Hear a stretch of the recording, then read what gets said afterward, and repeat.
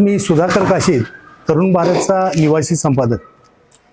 आपण दर आठवड्याला तरुण भारत म्हणजे कोल्हापूर शहरातली असू दे, राज्यातली, जिल्ह्यातली अशी एखादी जी एक महत्त्वाची घडामोड असते. फक्त राजकीय असे नव्हे, कुठं सामाजिक असतात, गुन्हेगारी विषयक असतात, असे शेतकऱ्यांचे प्रश्न, विद्यार्थ्यांचे प्रश्न, असे जे जे ताजातवाना प्रश्न असतोय की ज्याच्या संदर्भात चर्चा होण्याची गरज आहे, अशा बातम्या येतात.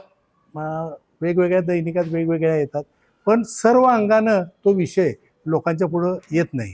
हे म्हणजे सकाळमधनं एक भूमिका आली, तरुण भारतमधून भूमिका, पुढारी, लोकमत, असं वेगवेगळे येत राहते. ते येत नाही असं नाही, पण त्याच्यावर सांगोपांग चर्चा व्हावी, त्या त्या क्षेत्रातल्या मंडळीने त्यांचं मत सांगावं आणि परिपूर्ण सगळं वाचकाला बघायला मिळावं ह्याच्या माध्यमातून आणि वाचायलाही मिळावं, हा हेतू आहे.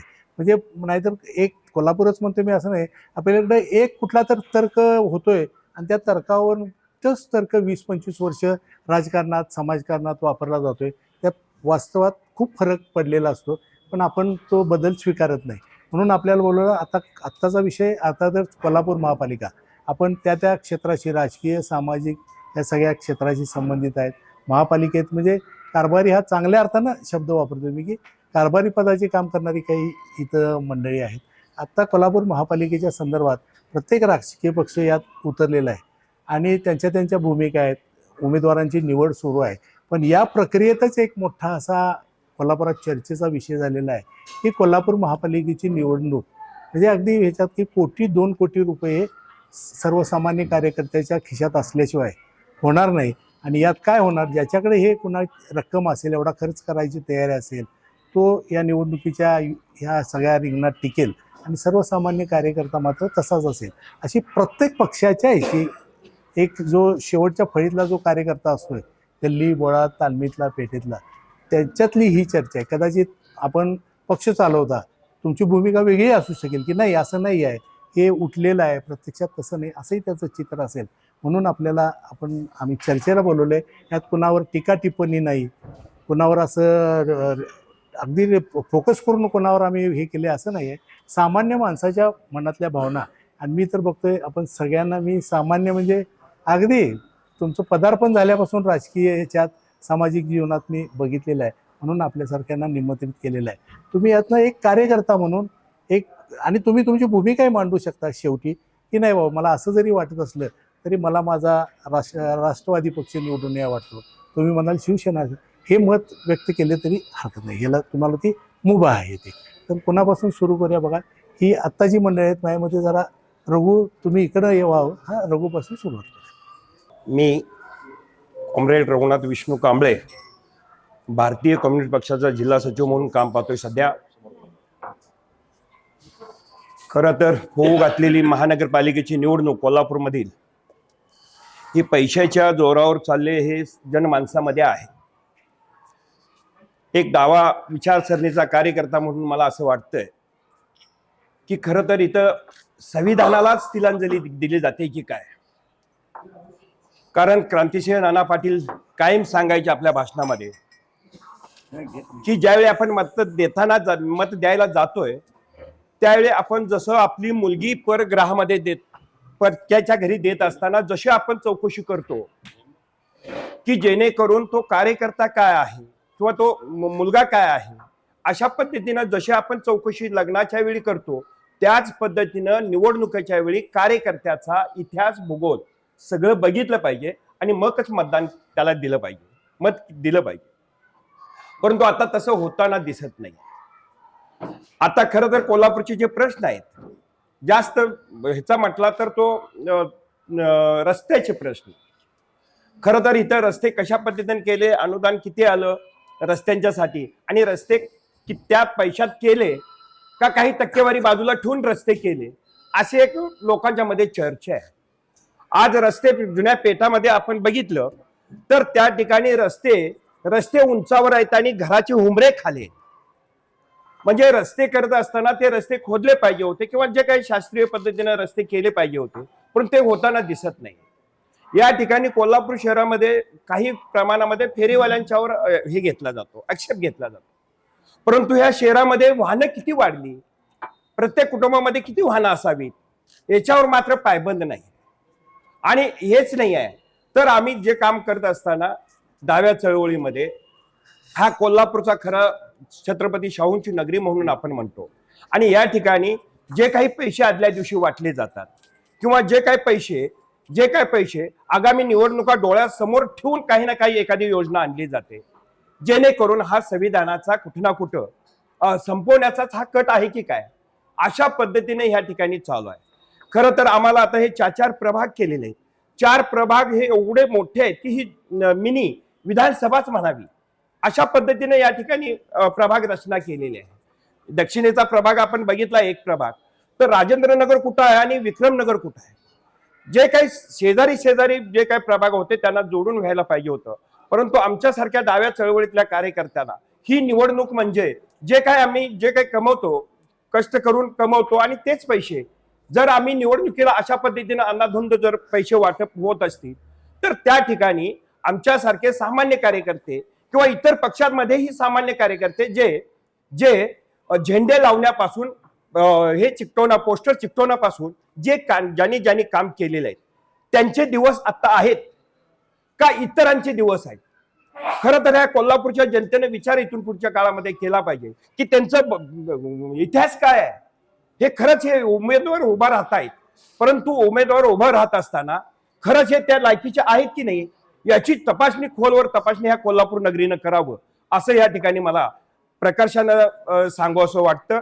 आणि खरं तर पैसे जे आहेत, पैशाच्या जेव्हा जर निवडणुका होणार असतील तर खरं तर निवडणूक आयोगानं बोलीच लावली पाहिजे आणि ज्यांच्याकडे जास्त पैसे आहेत ते हे नगरसेवक अशा पद्धतीनं ह्यांनी सुद्धा करावं या निवडणूक प्रक्रिया किंवा आयुक्तांनी, असं एक किळसवानं मला शब्द बोलावंसं वाटतात आपल्या माध्यमात. मी पहिल्यांदा तरुण भारतचे आभार मानतो की कोल्हापूर महानगरपालिकेच्या दृष्टिकोनातून असलेले प्रश्न आपल्या प्लॅटफॉर्ममार्फत जनतेपर्यंत पोहोचवण्याचा जो तुम्ही प्रयोग केला त्याबद्दल तुमचे प्रथमतः मी आभार मानतो. माझ्या दृष्टीने 3 महत्त्वाचे मुद्दे आहेत, ते अगदी मी शॉर्टली म्हणतो. एक म्हणजे घटनेनं सत्तेचं विकेंद्रीकरण करायला सांगितलं आणि हे स्वर्गीय राजीव गांधींनी याचा प्रयोग केला, घटनेमध्ये आणलं. विकेंद्रीकरण का करावं की जिल्हा परिषद, ग्रामपंचायत, पंचायत, नगरपालिका, नगरपंचायत, महानगरपालिका याच्यामध्ये स्थानिक नेतृत्व पुढं यावं आणि स्थानिक नेतृत्वानी मूलभूत सोयीसुविधांकडे लक्ष देऊन काम करावं की जे आमदार खासदारला करता येत नाही. माझा एकच प्रश्न आहे की अख्ख्या महाराष्ट्रामध्ये गेले 20 वर्ष, म्हणजे मी 20 वर्षाचा काळ सांगतो, सुरुवात झाली आणि मुळामध्ये इथे स्थानिक स्वराज्य संस्थेमध्ये पक्षीय राजकारणाचा वावर मोठा झाला आणि या पक्षीय राजकारणातून या सगळ्या ग्रुपमधून आपण आमदार कसे होऊ, खासदार कसे होऊ, त्यामुळं या सगळ्या पक्षीय राजकारणाचा एक बेस तयार झाला आणि त्यामुळं मूळ कल्पना जी विकेंद्रीकरणाची होती आणि मूलभूत सोयी सवलती या प्रतिनिधीकडनं सोडाव्या जाव्यात त्याला तिलांजली दिलेली ही वस्तुस्थिती आहे. टीका करायची म्हणून करायची नाही. गेले 10 वर्ष त्यातले 5च वर्ष निवडणुका झाली, एकच निवडणूक झाली आणि त्या निवडणुकीनंतर काही ना काही कारणांनी 10 वर्ष 3 महिने मतदान झालं नाही आणि सभागृह 5 वर्ष 3 महिने सभागृह नव्हतं. मी एक पूर्वीपासून एक अभ्यास करणारा कार्यकर्ता म्हणून माझा एक सवय आहे. द्वारकानाथ कपूर साहेबांनी जे कोल्हापुरामध्ये प्रशासक म्हणून काम केलं ते आजही उल्लेखनीय आहे आणि ते आजही नाव काढलं जातं. आम्ही त्यावेळी फार लहान होतो, पण जसं आम्ही महापालिकेच्या राजकारणात आलो त्यांचं वाचलं, त्यांनी गार्डन रिझर्वेशन, त्यांनी रस्ते, त्यांनी KMT, त्यांनी विजन जे वापरून केलं ते लक्षात येलं आमच्या आणि त्यामुळे आम्हाला असं वाटतं की द्वारकानाथ कपूर हे एक उत्कृष्ट प्रशासक कोल्हापूरला महापालिका स्थापनच्या वेळी मिळाले आणि त्यामुळं एक बेस विकासाचा तयार झाला. आता त्यानंतर अनेक बॉडीज आल्या, कलेक्टिव्ह काम कदाचित कमी झालं असेल पण अनेक लोकप्रतिनिधींनी काम चांगलं केलेलं आहे. उदाहरणार्थ मी सांगतो, सुभाष ओढा हे भारतीय जनता पार्टीचे नेते होते आणि माझे गुरुही होते. त्यांनी त्यांच्या स्टँडिंगच्या मिटिंगमध्ये स्मशानभूमीमध्ये सगळ्यांना मोफत करण्याचं काम केलेलं आहे आणि ते आजही सुरू आहे. आणि माझ्या माहितीप्रमाणे देशात ही आपली पहिली महानगरपालिका आहे की त्यांनी ते काम सुरू केलेलं आहे. बाबू परास यांनी कोल्हापुरामधले छोटे छोटे हॉल्स ह्या लग्नासाठी उपलब्ध व्हावेत म्हणून महापालिकेच्या यंत्रणेतनं त्यांनी उभे केले. आणि मला आजही माहीत आहे अनेक हॉल काही दुरवस्थेत झालेत पण आजही तिथले मंडळं वगैरे हॉल चालतात आणि तिथलं बारसं रंग वगैरे 1500 मध्ये काम होतात. हे काम असेल. मी माझं स्वतःचं जर उदाहरण द्यायचं असेल तर KMTचं मी केलेलं काम असेल. KMTचं मी स्टँडिंग कमिटीमध्ये असताना गव्हर्नन्सचं केलेलं काम असेल. असे अनेकांनी आपापल्या परीने चांगले काम केले. परंतु महानगरपालिका बदनाम जी झाली ना ती या चांगल्या कामाकडे न बघताना जे वाईट कामं काही झाली किंवा पैशाचा किंवा TDRचा किंवा आरक्षणाचा याच्याकडे फोकस जास्त झालं आणि म्हणून कोल्हापूर महानगरपालिका जास्त बदनाम झाली. हे कोल्हापूर महानगरपालिका नाही तर महाराष्ट्रातल्या सर्व महापालिकेची अशी स्थिती आहे असं माझं मत आहे. आता तिसरा माझा महत्त्वाचा मुद्दा असा आहे की सुदैवानं लोकप्रतिनिधी नसलेलं सभागृह होतं. 5 वर्ष 3 महिन्यामध्ये जे 4 प्रशासक आले ते 4ही प्रशासकांनी या कोल्हापूरसाठी कुठलंही चांगलं काम केलं नाही. हातगाडीचा विषय संपवता आला असता, संपवला नाही. अतिक्रमणाचा विषय संपवता आला असता, ज्याला फंड लागत नाही त्याला व्हिजन लागतं, तो संपवता आला नाही. गार्डनची दुरावस्था इतकी झालेली आहे की ती काही करता आलेली नाही. KMTची सुस्थिती करता आली नाही. शिक्षण मंडळाच्या ज्या शाळा आहेत त्या कोणाला म्हणजे जसं दिल्लीमध्ये जसं आदित्य ठाकरेंनी मुंबईमध्ये प्रयोग केले त्याचा अभ्यास करून त्यांना करता आलं असतं ते नाही करता आलं. रस्ते नाही करता आले. पाणी अतिशय कोल्हापूरचा जिव्हाळ्याचा विषय आहे. पाणी पुरवठा जी थेट लाईन पाईपलाईन आहे त्याचा विषय.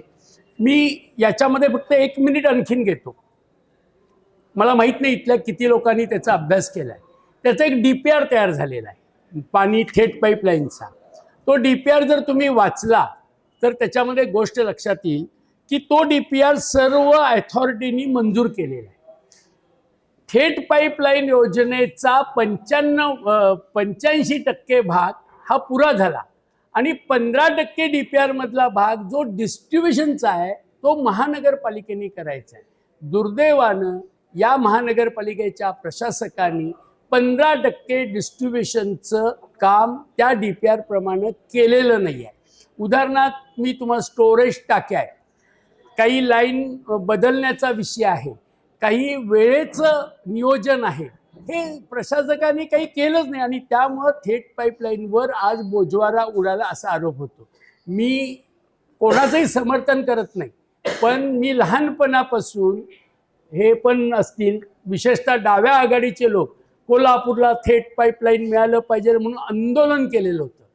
त्या प्रश्नावर बंटी पाटील यांनी आपलं वजन वापरून ती पैसे काढून योजना मंजूर केली. टीका बाजूला ठेवूया, त्यांनी ते काय केलं त्यांनी काय वगैरे हे टीका बाजूला, पण त्यांनी आणली. ती आणल्यानंतर त्याचा बंटी पाटीलांनी योजना आणली पण त्याचा DPR इम्प्लिमेंट करायची जबाबदारी प्रशासनाची आहे ना.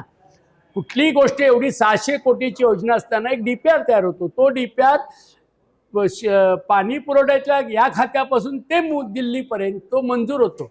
मग तो DPRचं एक्झिक्युशन काय केलं नाही प्रशासकांनी, हा महत्त्वाचा मुद्दा.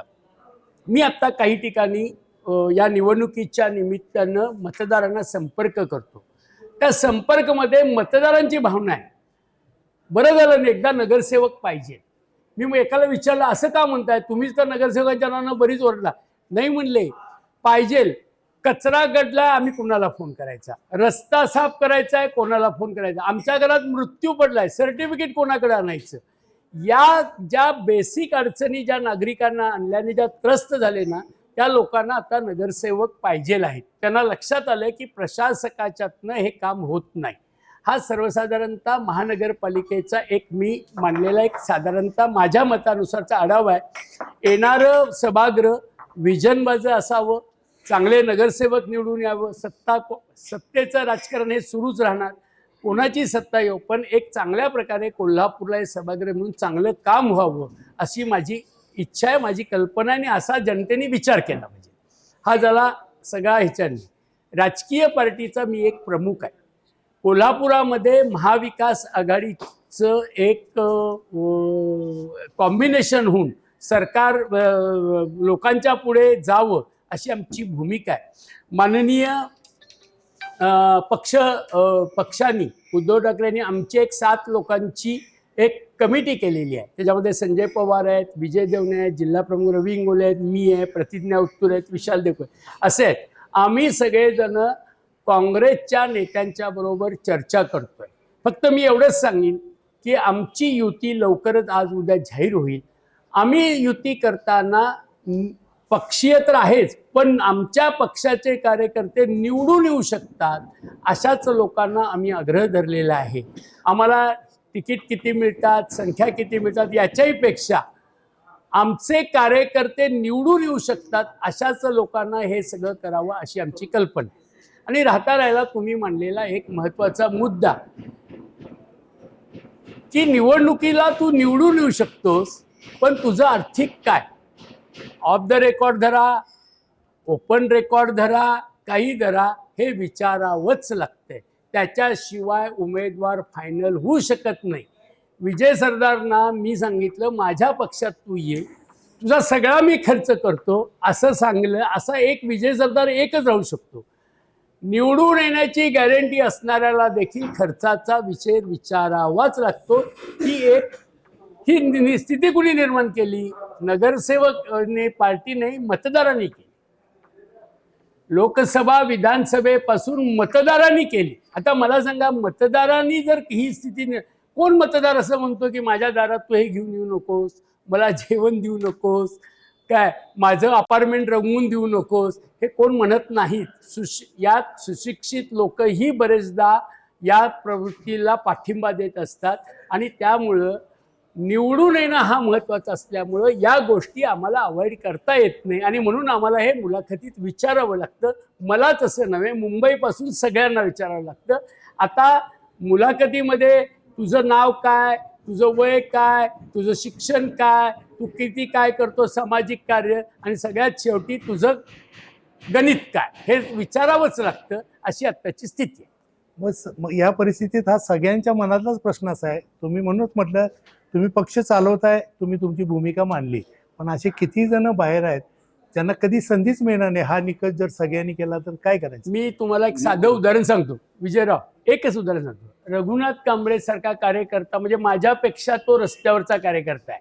म्हणजे आम्ही थोडे असे कार्यकर्ते आहोत की प्लसमध्ये थारीमारी करून त्या सत्तेत जाणारी लोक आहेत.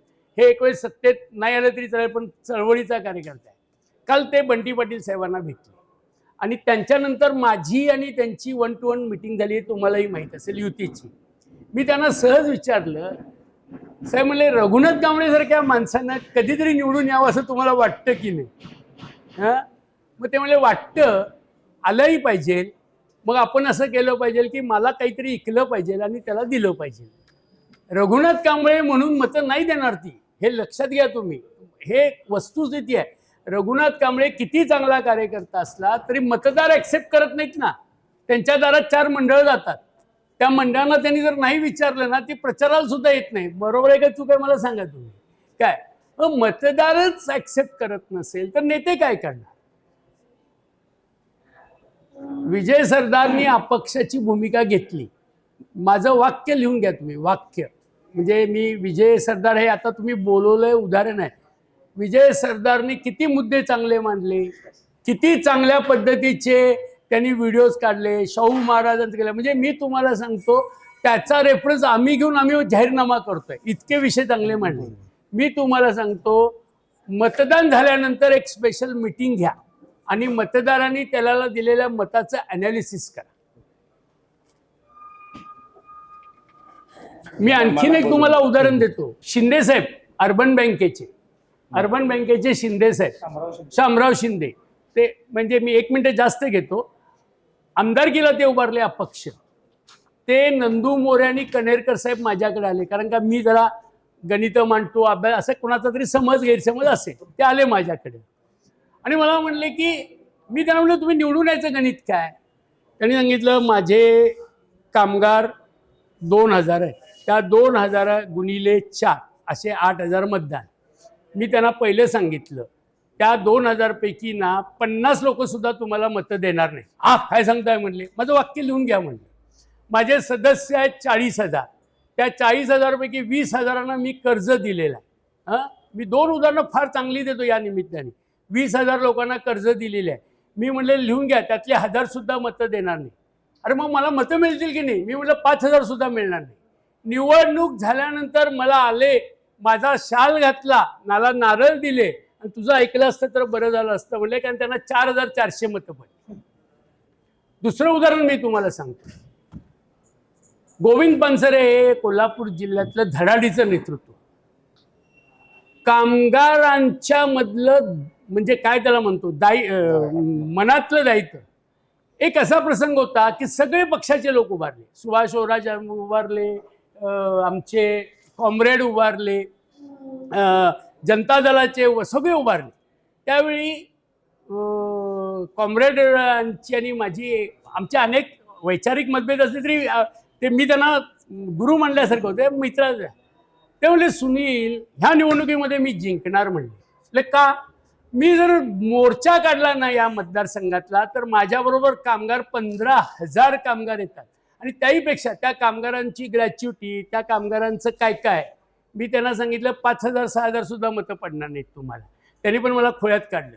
नंतर त्यांनी त्यांच्या एका भाषणात आणि पुस्तकात हा माझा उल्लेख केला आहे की सुनील मोदी नावाचा एक माणूस मला येऊन सांगितलं की फक्त कामगार हे तुमचा फायदा घेतात, मतामध्ये कन्वर्ट होत नाहीत आणि त्यांना 6,000 मतं मिळाली फक्त.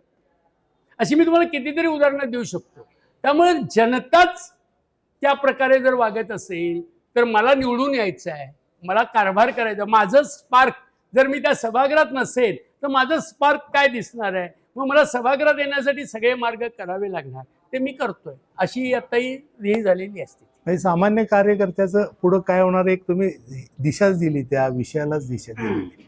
सर्वप्रथम पवार साहेब, मी शेतकरी पिढ्यानपिढ्या आमच्या शेती आहे, पण आज शेतकऱ्याची काय वाईट परिस्थिती ती आम्हाला माहिती आहे. या पाहिजे त्या बांधकामामुळे सगळी झाली. आता ऊस पण फॅक्टरीने न्यायला तयार नाही. आमचं घर दुसऱ्या कशावर चाललं नाही, पण देवाच्या कृपेने मी आहे त्याच समाधानी. जे 4 गोष्टी मिळतात तेवढं आम्ही आमच्या बायका पोरं सुखी आहेत. दुसरी गोष्ट माझ्या आईचं सोनं ठेवून आम्ही हालातले दिवस काढले. त्यातनं आम्ही सोनं ठेवून घर बांधल्यामुळे ते पण दिवस आठवतात. आपण काय होतो हल्ली काय झाले. मोदी साहेबांचं म्हणणं आम्ही पवारसाहेब आम्ही सगळी कशी फिरली, एक लिंबू एक गोळी पण आम्हाला हप्त्यामध्ये मिळत नव्हती. ते बिचारे स्पोर्टमन आहेत, आम्ही काढले ते दिवस आठवल्यानंतर. आता काय झालं तर माझा होतो की जनता पहिल्यांदा सर्वांना, हे सगळे नेते आहेत की नाही सगळे का कोल्हापुरातले, हे पहिले त्यातला नरकेदार श्रीमंत असतील नाही ते शून्यातनंच वर आलेले. ज्यावेळा तुम्ही शून्यातनं वर येता आणि वर गेला मांजर डोळं आपण दूध पिते त्याच्यावरती कोण बघत नाही, सगळी बघत असते. लक्षात ठेवा. ज्यावेळा पदावर गेला की तुम्ही त्यावेळा तुम्ही चलन बदलता. मग माणसं पण म्हणतात ह्यो बदलला मी का बदलू. आज माझी मी 2दा निवडून आलो. आता पण मी ह्यो जो जनतेला कलंगला, जनता माझी लई चांगली आहे, खरोखर आहे. मोदी साहेब मी आज आत्ता पण येतोय, मला आता तुम्ही फिरतोय विचारा तू चहा पेनायस काय, नाश्ता पेनायस काय, भावा भेटतो वळवून गाड येत्या देव मावर फिरतोय. जनता तुझ्यासारखी माणसं पाहिजे. खरोखर जनता चांगली आहे. आपण वागतोय म्हणजे आम्ही तसं वागलो. आम्ही एसी एसीत पण बसलो आणि रस्त्यावर पण झोपतोय. सगळ्यात महत्त्वाचं वागलं पाहिजे. आणि दुसरी गोष्ट म्हणजे आता तुम्ही म्हणले कपूर साहेबांनी जे कपूर साहेबांनी केली तेव्हा माझ्या छत्रपती शाहू महाराज मला वाईट वाटलं त्या दिवशी साहेब. ॲक्च्युली मी हॉकी ग्राउंडवरनं आलतो खणकून, मला लागलेलं टॉयलेटला कुठे जायचं म्हणून केशवराव भोसलेमध्ये गेलो. म्हणजे आईला लई दिवस आपल्या मैदानात गेलो तर तिथं गवत आलेलं लाकड सगळी सळ्या बिळ्या टाकल्या दगडा आणि त्याला म्हणले इथं कुठे टाकलंय साहेबांसाठी कुठला साहेब त्याच्या पण आईला सांगतो कुठला तो व्हिडिओ. माझ्या शाहू महाराजांना कशासाठी ह्यासाठी दोन्ही चावी बघा जे पूर्वी लोकांनी केले. माझं पण आता मी निवडून आलो, मी माझ्या जनतेसाठी आहे. मी प्रश्न का महापालिकेला जमत नाही. आता हिने नावं घेतली सगळ्या महापौरांची, नगरसेवक काय परिस्थिती ती सांगा. कुठं पैसे होतं तरी पण तिने एवढं डेव्हलप केलं. आज व्यायामशाळा होत्या, टँक्स होते, बागा होत्या, दवाखानं होतं, काय नव्हतं. आपल्याला काय बजेट मिळत होतं 5-7 त्यातनं आपण बोंबाबोंब करून करत होतो का नव्हतं सांगा. आणि आज एवढं पैसे येऊन हे करतात काय. मान प्रशासन हे म्हणतात की नाही, काय झाले साहेब, प्रशासनाला खुर्ची महत्वाची आहे, नेत्याला महत्वाचं आहे, त्यामुळे आपली शिस्त लागत नाही. कुठं तर कठोर भूमिका आपण पण घेतल्या, युनियन बिनियन हे आहेत सगळ्यांनी, कुठं तर कठोर भूमिका घेतल्या पाहिजे. जरा ऍक्शन घेतली, आली बघा आडवी, हे माझं हे तुझं. आणि आता काय झालं, प्रशासन बोटावूनच चाललं. आता तुम्ही नगरसेवकला दिसतोय, आमदार खासदारचं कर्तव्य नाही का त्या प्रशासनाला, हे का कलेक्टर आहे ऐकतं बसायचं का, माझं हे वित नाही, त्यांना म्हणायत नाही एवढं कोट आणलं तेवढं कोट आणलं हे वाढलं, मग जातात कुठे, हे बोलायला पाहिजे का नको? हा, आज आम्ही नसलो तर त्यांचं पण कर्तव्य आहे. आता तुम्ही आम्हाला महापौर करताय, स्टँडिंग करताय, ह्याव करताय, ही पद्धत येत आहे, मग तसं कार्य काम होत नाही का, करत नाहीत का, रस्ते बाद आहेत का आहेत, हे प्रशासनाला विचारायला नको. मी एवढं वरण आता बंटी पाटील साहेब का भावासारखे सगळी आपली दर्शेचं हे असून द्यात. तुम्ही एवढं बजेट आणलं, बजेट मिळताना काय त्रास होते ते आम्हाला माहिती आहे. त्यानंतर काम पूर्ण यांनी बघायला पाहिजे होतं का नव्हतं. आता मोदी साहेब म्हटले ते 50% का 15% काय, तेव्हा पशाला हे आणले काय होत नाही. आता माझ्या ग्राउंडला का मला मिळत नाही का, मी भांडत नाही, असून दे नसून दे. जेव्हा आपण करतो तेवढा त्यांचं कर्तव्य होतं पण भांडलं, तुम्ही त्यांना दोष देत नाही, पण त्यांचं कर्तव्य आहे का नाही. जसं नगरसेवकाचं कर्तव्य आहे तसं आमदार, मी जनतेला पण म्हणतोय, जसं तुम्ही आम्हाला मत देताय तसं आमदार खासदार देत नाही. आम्हालाच का बोलताय तर उठलं सुटलं.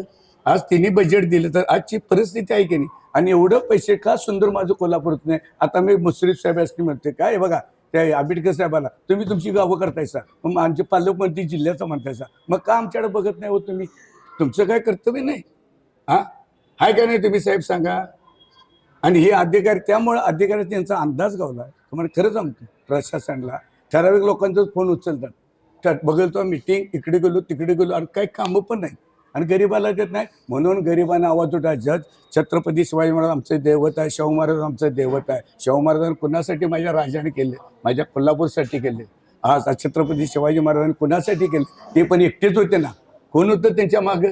आणि माझी खरोखर जनता चांगल्या त्या दाखवायसाठी आज हे म्हणल्यात ना, चॅलेंज मी स्वीकारले. मला अनेक ऑफर आल्यात, तुमचं मला सहकार्य करा. आपण कोल्हापूरच्या हितासाठी हिताचे प्रश्न असेल, जर तुमच्या कृपेने मी निवडून आलो तर आम्हाला काय देणे घेणं आहे त्यात. आपण म्हणजे त्या कामाला आपण त्या विरोध काही बघायचा नाही. आज टोलला आपण केलं, वाईट वाटते साहेब. आज टोल असता, IRB असता, आम्हीच बोटीवर केली, आम्ही नालायक हाईच. आज हा प्रश्न आला नसता. आज आर्थिक परिस्थिती, मी ज्या वेळा स्टँडिंग चेअरमन झालो 2005 तर माझा दोस्त विजय म्हणून हे पुण्याचा स्टँडिंग चेअरमन झालं, तर ते आलं तर मला भेटाय. म्हणलं हॉटेल, मी म्हणलं हॉटेलला जेवणार नाही, येणार हे घरात जेवायचं जा तिकडे. मग आमच्या घरात जेवत बसतो पवार साहेब. मग मला त्यानं म्हटलं तुझं बजेट किती, म्हणलं 500-600 कोटी. हो मला पण हसायला खोळ्याला. अरे खोळ्या बोडायच्या म्हटला, ठाणे, नवी पिंपरी, त्याचे चव्हाड तलाव, पुणे, बॉम्बे, त्यांचं पॅचवरचं बजेट तेवढं आहे. आर्थिक दृष्टी पण बघितली की नाही ते पण आहे. ती म्हणतात आहे विकासाच्या गोष्टी. आणि आज प्रशासन काय उत्पन्न किती वाढवायचा चान्सेस आहे सांगा. किती जागा आहेत, मंडई आहे, पार्किंग आहे, फेरीवाले, आपण कोणा पुट्टावट आहे नियोजन बसेल तर ह्याची मला कमाई कशी चालते हो. हां, आणि घाण सवय काय झाल्या आमच्या ह्याच्यात.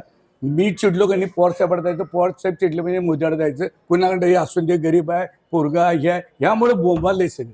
कुठे त्यांना कडक ॲक्शन घेतली पाहिजे साहेब. आम्ही पण काठी ढकलत 5 पॉईंट असले तर नेलं, पण स्वाभिमान सोडाय काय. शहर सुंदर करायला झालं तर सगळ्यांनी मिळून केलं पाहिजे. आणि खरोखर जनता चांगला आहे, भिवू नका. उभारल्याशिवाय आपली ताकद कळत नाही. ही ताकद केव्हा करणार. विजय सरदारपणे खेळाडू आहे, काय राजकारणी नव्हतं. माझी ताकद 2दा निवडून दिलं, आता 3ऱ्यांदा. जेव्हा आपली ताकद करायची असेल तर कुछ पाणी गेले कुछ खोना पडतं. हे माझं मत आहे. विजय साळुंखेचा जय हिंद जय महाराष्ट्र. आणि जनता आपली खरोखर चांगली आहे, कार्यकर्ते. कारण मी आता तुम्ही पक्षाचं म्हणता असं आहे, मी का नाही म्हणते तुम्हाला सांगतो. कारण हे मोदीने मारले की डायलॉग आम्हाला माहीत आहे. खिशात काय नसताना लोटायचं झाडायचं. मी माझा जय भवानी जय शिवाजी कोलमध्ये नारळ ह्या करतात, आणि त्याच्या पोटावर जाऊन आपण वर्ण याचं त्या पोरग्यावर अन्याय होणार. आता राजू जाधव माझ्या भागात आहे, आपला दोस्तच आहे. ते मागायला आले तिकीट, ते राबते कवा बसणार, ते कट्टर भांडते. आणि मला हिने तिकीट दिलं, तू घरातच बसणार हो, मिळून देणार तिकीट. स्पोर्टमन आहे, खेळ ना मॅच. हारजीचा सवाल नाही, पण आपली ताकद पण आपल्याला कोण दे. त्या माणसाला पण पाठवलं ते पुढे येणार काय. आज शिवाजी महाराजांनी काय सांगायला असत्यात, तानाय मालुसरी महाराज माझ्या रायबाईच्या लग्नाला या. अरे ताना आली रगीन कोंडाण्याचं मग रायबाचं. महाराज इथंच ठेवतात आणि जात्यात महाराज. तानाय मालुसरी बिचार काटे गाव वाचताना आम्ही 15 वर्षे शिवाजी महाराज होतो खरी कॉर्नरला. तानाय महाराजांचं वाईट झाले त्यावेळेला शिवाजी महाराजांनी रायबाला सोडलं नाही. त्यांचं अंत 20 तोपर्यंत थांबले, वतन दिले, लगीन करून दिलं आणि मग राजे गेले. असे मला राजे पाहिजे, त्याचा मला अभिमान आहे. म्हणून मी म्हणतोय सगळी जनता नाही आहे तशी. विजयराव, एवढंच आता तुम्ही सगळ्या राजकीय नेत्यांना सगळ्यांनाच एक संदेश देत आहे किंवा इशारा देत आहे की पैसा हे नाही आहे. म्हणून मी- नाही, एक हां. फक्त मग तुम्ही आता पूर्वी कसं होतं कोल्हापूरचं, तुम्ही त्याचे साक्षीदार आहात. एका विशिष्ट भागात विशिष्ट परिसरात पैसे वाटलं की झालं असं ते जाऊ होते का नाही हा भागही वेगळा, पण आपण त्या एका विशिष्ट परिसराला एक बदनाम ठरवलं होतं. कदाचित खरं असेल खोटं असेल. आता हे जे सुशिक्षित, आम्हाला काही बाकी नको, आमचे अपार्टमेंट रंगवू दे, फाटक करून दे, हे जे करतात, ह्या नागरिकांना तुमचा काय सल्ला असेल? माझं स्पष्ट होत आहे, माझ्या विषयी असं कधीच घडलं नाही. आज तुम्ही आरडी नव्हे. पाटील नाही त्यामुळे तुम्ही नव्हे, त्या नागरिकांना नाही. नागरिकांना खरोखर नागरिक चांगले हेच देऊन देतात. देव नको म्हणतोय काय, देवाला नेऊन टाकताय पैसे तिथे. अरे देव म्हणते मला कशाला म्हणतोय. माझं मन आपण चुकायला आलोय, तुमच्या मनात स्वार्थ आहे आणि तुम्ही बदललाय. तुम्ही इलेक्शन आल्यानंतरच माझ्या जनतेचे जर अशी अब्रू काढत असाल 2 फोड पासाने हे, बरोबर. तर ती जनता मग तशीच करते. साहेब माझा तर आता मी उभारलोय, एवढा गरीब भाग आहे, चला दाखवतो मी तुम्हाला समोर बसून. म्हणून माझं म्हणणं आहे, आपण वागतोय तशी जनता वागत असते. तुम्ही जर पैशात तोलत असेल तर जनता पण तुम्हाला पैशात तोलणार.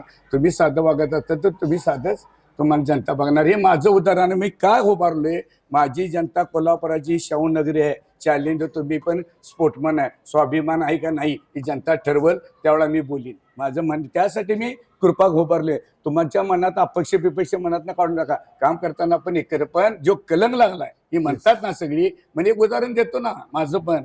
मी डिरिंग केले ना, हारून दे ना जिंकून दे. जिंकलो तर वा होणार नाही, हारलो तर जनता काय असेल त्या जनता निर्णय देईल तो मला मान्य. म्हणून मला सगळे येतात भेटतात, मला म्हणतात घ्या असं नाही म्हणलं, त्याच्या पोटा पाय पण नको. आणि माझ्या जनतेला जो कलंक त्यासाठी निवड मी उभारलेला आहे. मला काही नाही. आणि माझं कोल्हापूर सुंदर व्हावं, मी नाही आलो दुसऱ्यांना पण हेच विनंती आहे, कोल्हापूरसाठी करा. जग कुठे गेलं नाही, आपण कुठे आहे. वाईट वाटते साधं बेळगाव कागल बघा, गडिंगलर बघा किती सुधारलं नाही आपण. आणि हे सुधारा नुसतं प्रशासनाला दोष देऊन उपयोग नाही, त्याला आपण पण साथ दिली पाहिजे. माझ्या म्हणण्यात हे माझा तो माझा, जिथं चुकते तिथं चुकते हे म्हटलं पाहिजे. आयुष्यात आमची आई जरी चुकली ते चुकलं म्हटलो म्हणून नाही. मी असती माहिती आहे माडिक साहेब पण जे चुकीचं आहे चुकीचं बरोबर आहे तिथं बरोबर म्हणणार. मग फायदा तोटा काय व्याज होऊन एवढीच माझी रिक्वेस्ट आहे. परत एकदा मी प्रभाग 7 मध्ये अपक्ष म्हणून उभारलेला आहे. विजय बाबूराव साळुंखे. अजून चिन्ह ठरायचं आहे. जनता हीच माझी चिन्ह. नमस्कार. जे बोललेल्याबद्दल मी तरुण भारत सगळ्यांचं आभार मानतो. ठेन. नमस्कार, मी हेमंत आराध्ये, भारतीय जनता पार्टी जिल्हा उपाध्यक्ष आणि जिल्हा प्रवक्ता म्हणून माझ्याकडे जबाबदारी आहे. आज तरुण भारत राऊंड टेबलच्या चर्चेमध्ये कोल्हापूर महानगरपालिका येणाऱ्या निवडणुकीच्या संदर्भामध्ये, म्हणजे 15 तारखेला मतदान आणि 16 तारखेला तिची मतमोजणी आहे, तर त्या संदर्भामध्ये भारतीय जनता पार्टी म्हणून तुमची भूमिका काय असेल किंवा तुमची अपेक्षा काय आहे या संदर्भामध्ये सुधाकर काचे साहेबांनी आम्हाला फोन केला आणि त्यामुळे आम्ही आज तरुण भारतच्या कार्यालयात इथं आलेलो आहे. मगाशी या ठिकाणी आता अजित मोरे साहेब असतील, सुनील मोदी साहेब असतील, संजय बाबा असतील किंवा विजय सरदार असतील, हे माजी नगरसेवक कोल्हापूर महानगरपालिकेचे आज इथं उपस्थित होते. सुनील मोदी साहेबांनी वस्तुस्थिती जी आहे ती मांडायचा अतिशय चांगला प्रयत्न केला की राजकीय कार्यकर्ता असूनही एका पार्टीचे अध्यक्ष असून देखील त्यांनी वस्तुस्थिती काय आहे हे त्यांनी मांडायचा प्रयत्न केला. त्याबद्दल मी भारतीय जनता पार्टीचा कार्यकर्ता असूनही मी त्यांचे आभार मानतो. परंतु साहेब, आता विषय असा आहे की कॉम्रेड साहेब म्हटले की संविधान खतरे में हे वगैरे वगैरे सगळं त्यांनी सांगितलं. पण माझं म्हणणं असं आहे की खऱ्या अर्थानं चांगल्या पद्धतीनं संविधान चालवण्याचं काम मग केंद्रामध्ये मोदीजी असतील, राज्यामध्ये देवेंद्रजी असतील, या माध्यमातून चालूच आहे व्यवस्थित. यामध्ये कुठंच काय तसुबरी चूक झालेली आहे असं मला कधीच वाटत नाही. पण या कोल्हापूर महानगरपालिकेचा एकंदर विचार जर केला, महापालिका स्थापन झाल्यापासून आजपर्यंत ज्यांची सत्ता होती त्यामध्ये भारतीय जनता पार्टीचे नगरसेवक किती असायचे, तर ते 1 किंवा 2 ह्याच्यावर कधी नगरसेवक नव्हतेच. मागच्या 2015च्या निवडणुकीला आमचे 13 नगरसेवक भारतीय जनता पार्टीचे कमळावर निवडून आले. पण ह्याच्या आधी सत्ता कोणाची होती, तर ज्या मंडळींची सत्ता होती त्यांनी ड वर्ग महापालिका जी आपल्याला पहिल्यांदाच ड वर्ग मिळालेलं होतं, ड म्हणणं किमान क मध्ये जावं, क म्हणणं ब मध्ये जावं, अ मध्ये जाणं तर सोडूनच द्या. पण यासाठी कुठलेच प्रयत्न केले नाहीत असं माझं एक कार्यकर्ता म्हणून ठाम मत आहे. म्हणून आता येणाऱ्या निवडणुकांमध्ये केंद्रात आणि राज्यात सत्ता असल्यामुळं भारतीय जनता पार्टीचे नगरसेवक, भारतीय जनता पार्टीची सत्ता, शिवसेनेची आमची महायुतीची सत्ता येणं गरजेचं काय, तर चांगल्या पद्धतीनं निधी आपल्या कोल्हापूर महानगरपालिकेला आपण आणू शकतो. हा एक पहिला मुद्दा. दुसरा मुद्दा कुठला, की तो तुम्ही मांडलेला आहे मुद्दा, की उमेदवार निवडताना कुठला निकष धरला जाणार. तर उमेदवार निवडताना भारतीय जनता पार्टीमध्ये जे निकष धरले जातात त्यामध्ये पक्षाचं काम त्यानं किती वर्ष केलं किंवा पक्षासाठी त्याचं योगदान काय आहे आणि बाकीच्या सगळ्या गोष्टी बघून नंतर मोदी साहेब म्हटलं तसं शेवटी हा निकष येतोयच की तो कार्यकर्ता किती पैसे खर्च करणार आहे. हा निकष गेल्या 2000 साल असेल किंवा 95 सालापासून हा निकष लागूच झालेला आहे आणि त्याचं वस्तुनिष्ठ वर्णन त्यांनी केलेलं आहे. हे का लागू झालं, कारण मी जे ऐकले, माननीय आमचे नेते सुभाष ओरात साहेबांनी पहिली इलेक्शन 600 रुपयामध्ये निवडणूक लढवलेली होती. आत्ता मी 600 रुपयामध्ये निवडणूक लढवू शकतो का, हा एक प्रश्न आहे, पहिली गोष्ट. आणि दुसरी गोष्ट अशी की मग इलेक्टिव्ह मेरिटमध्ये असणारी माणसं कोण. राजकारणामध्ये दोन प्रकारची माणसं आहेत, एक इलेक्टिव्ह मेरिट आणि एक सिलेक्टिव्ह मेरिट. इलेक्टिव्ह मेरिटमध्ये असणारी माणसं कोण, ह्याचा पक्ष कुठलाही पक्ष असून दे, कुठलाही राजकीय पक्ष असून दे, ह्याचा प्राधान्याने विचार करणार. पण सिलेक्टिव्ह मेरिटमध्ये कोण आहेत ह्याचाही पक्ष, जो तो राजकीय पक्ष, त्या कार्यकर्त्यावर त्याची नजर असती, तो काय करायला लागलाय काय नाही, राजकीय पक्षाची नजर असती. सिलेक्टिव्ह मेरिटमध्ये तो कार्यकर्ता कशा पद्धतीनं वरती न्यायचा याची एक योजनाबद्ध सूची लावलेली असती. त्यामुळे मला असं म्हणायचंय की आपण सातत्यानं जे म्हणतोय पैसेवाले, 2 नंबरवाले, 4 नंबरवाले, मग माझं म्हणणं असं आहे, ज्यावेळी हे सगळ्या गोष्टी आपण करत असतो, गणेशोत्सव करत असतो, नवरात्रोत्सव करत असतो आणि कुठले उत्सव करत असतो, या सगळ्यामध्ये जे फंड्स दिले जातात हे तुमच्या माझ्यासारखा सर्वसामान्य कार्यकर्ता, सर्वसामान्य नागरिक हे करू शकत नाही. मग ही करणारी मंडळी का करत असतात, तर त्यामागची काही त्यांची आयडिओलॉजी असतात, काही त्यांची भूमिका असती की येणाऱ्या महानगरपालिकेमध्ये मला तिकीट मिळायला पाहिजे, मला तिथं जायला पाहिजे. पण साहेब प्रॉब्लेम काय आहे, जी माणसं अशा पद्धतीने निवडून येतात ह्याचं प्रमाण देखील जर आपण बघितलं तर ते साधारण 100 पैकी 20% 25%. ह्यांच्यासारखी विद्वान लोक जे आहेत ह्याचं प्रमाणच जास्त असते. तिथं विचार करणारी, चांगल्या पद्धतीने काम करणारी लोक जातात 100%. आता विजय सरदार साहेब म्हटलं त्या मुद्द्यावर येतो. आज कोल्हापूर महापालिकेची जर एकंदर परिस्थिती आपण बघितली तर उत्पन्न वाढीसाठी प्रशासनानं काय केलं आणि लोकप्रतिनिधी असताना लोकप्रतिनिधींनी काय केलं, हा एक विचार करण्याची गोष्ट आहे. एक महाद्वार रोडचं आमचं उदाहरण देतो. ज्यांची प्रॉपर्टी आहे त्यांनी बाहेर 3-3, 4-4 स्टॉल लावलेले आहेत. रोजची कमाई 1500-2000 रुपये आहे.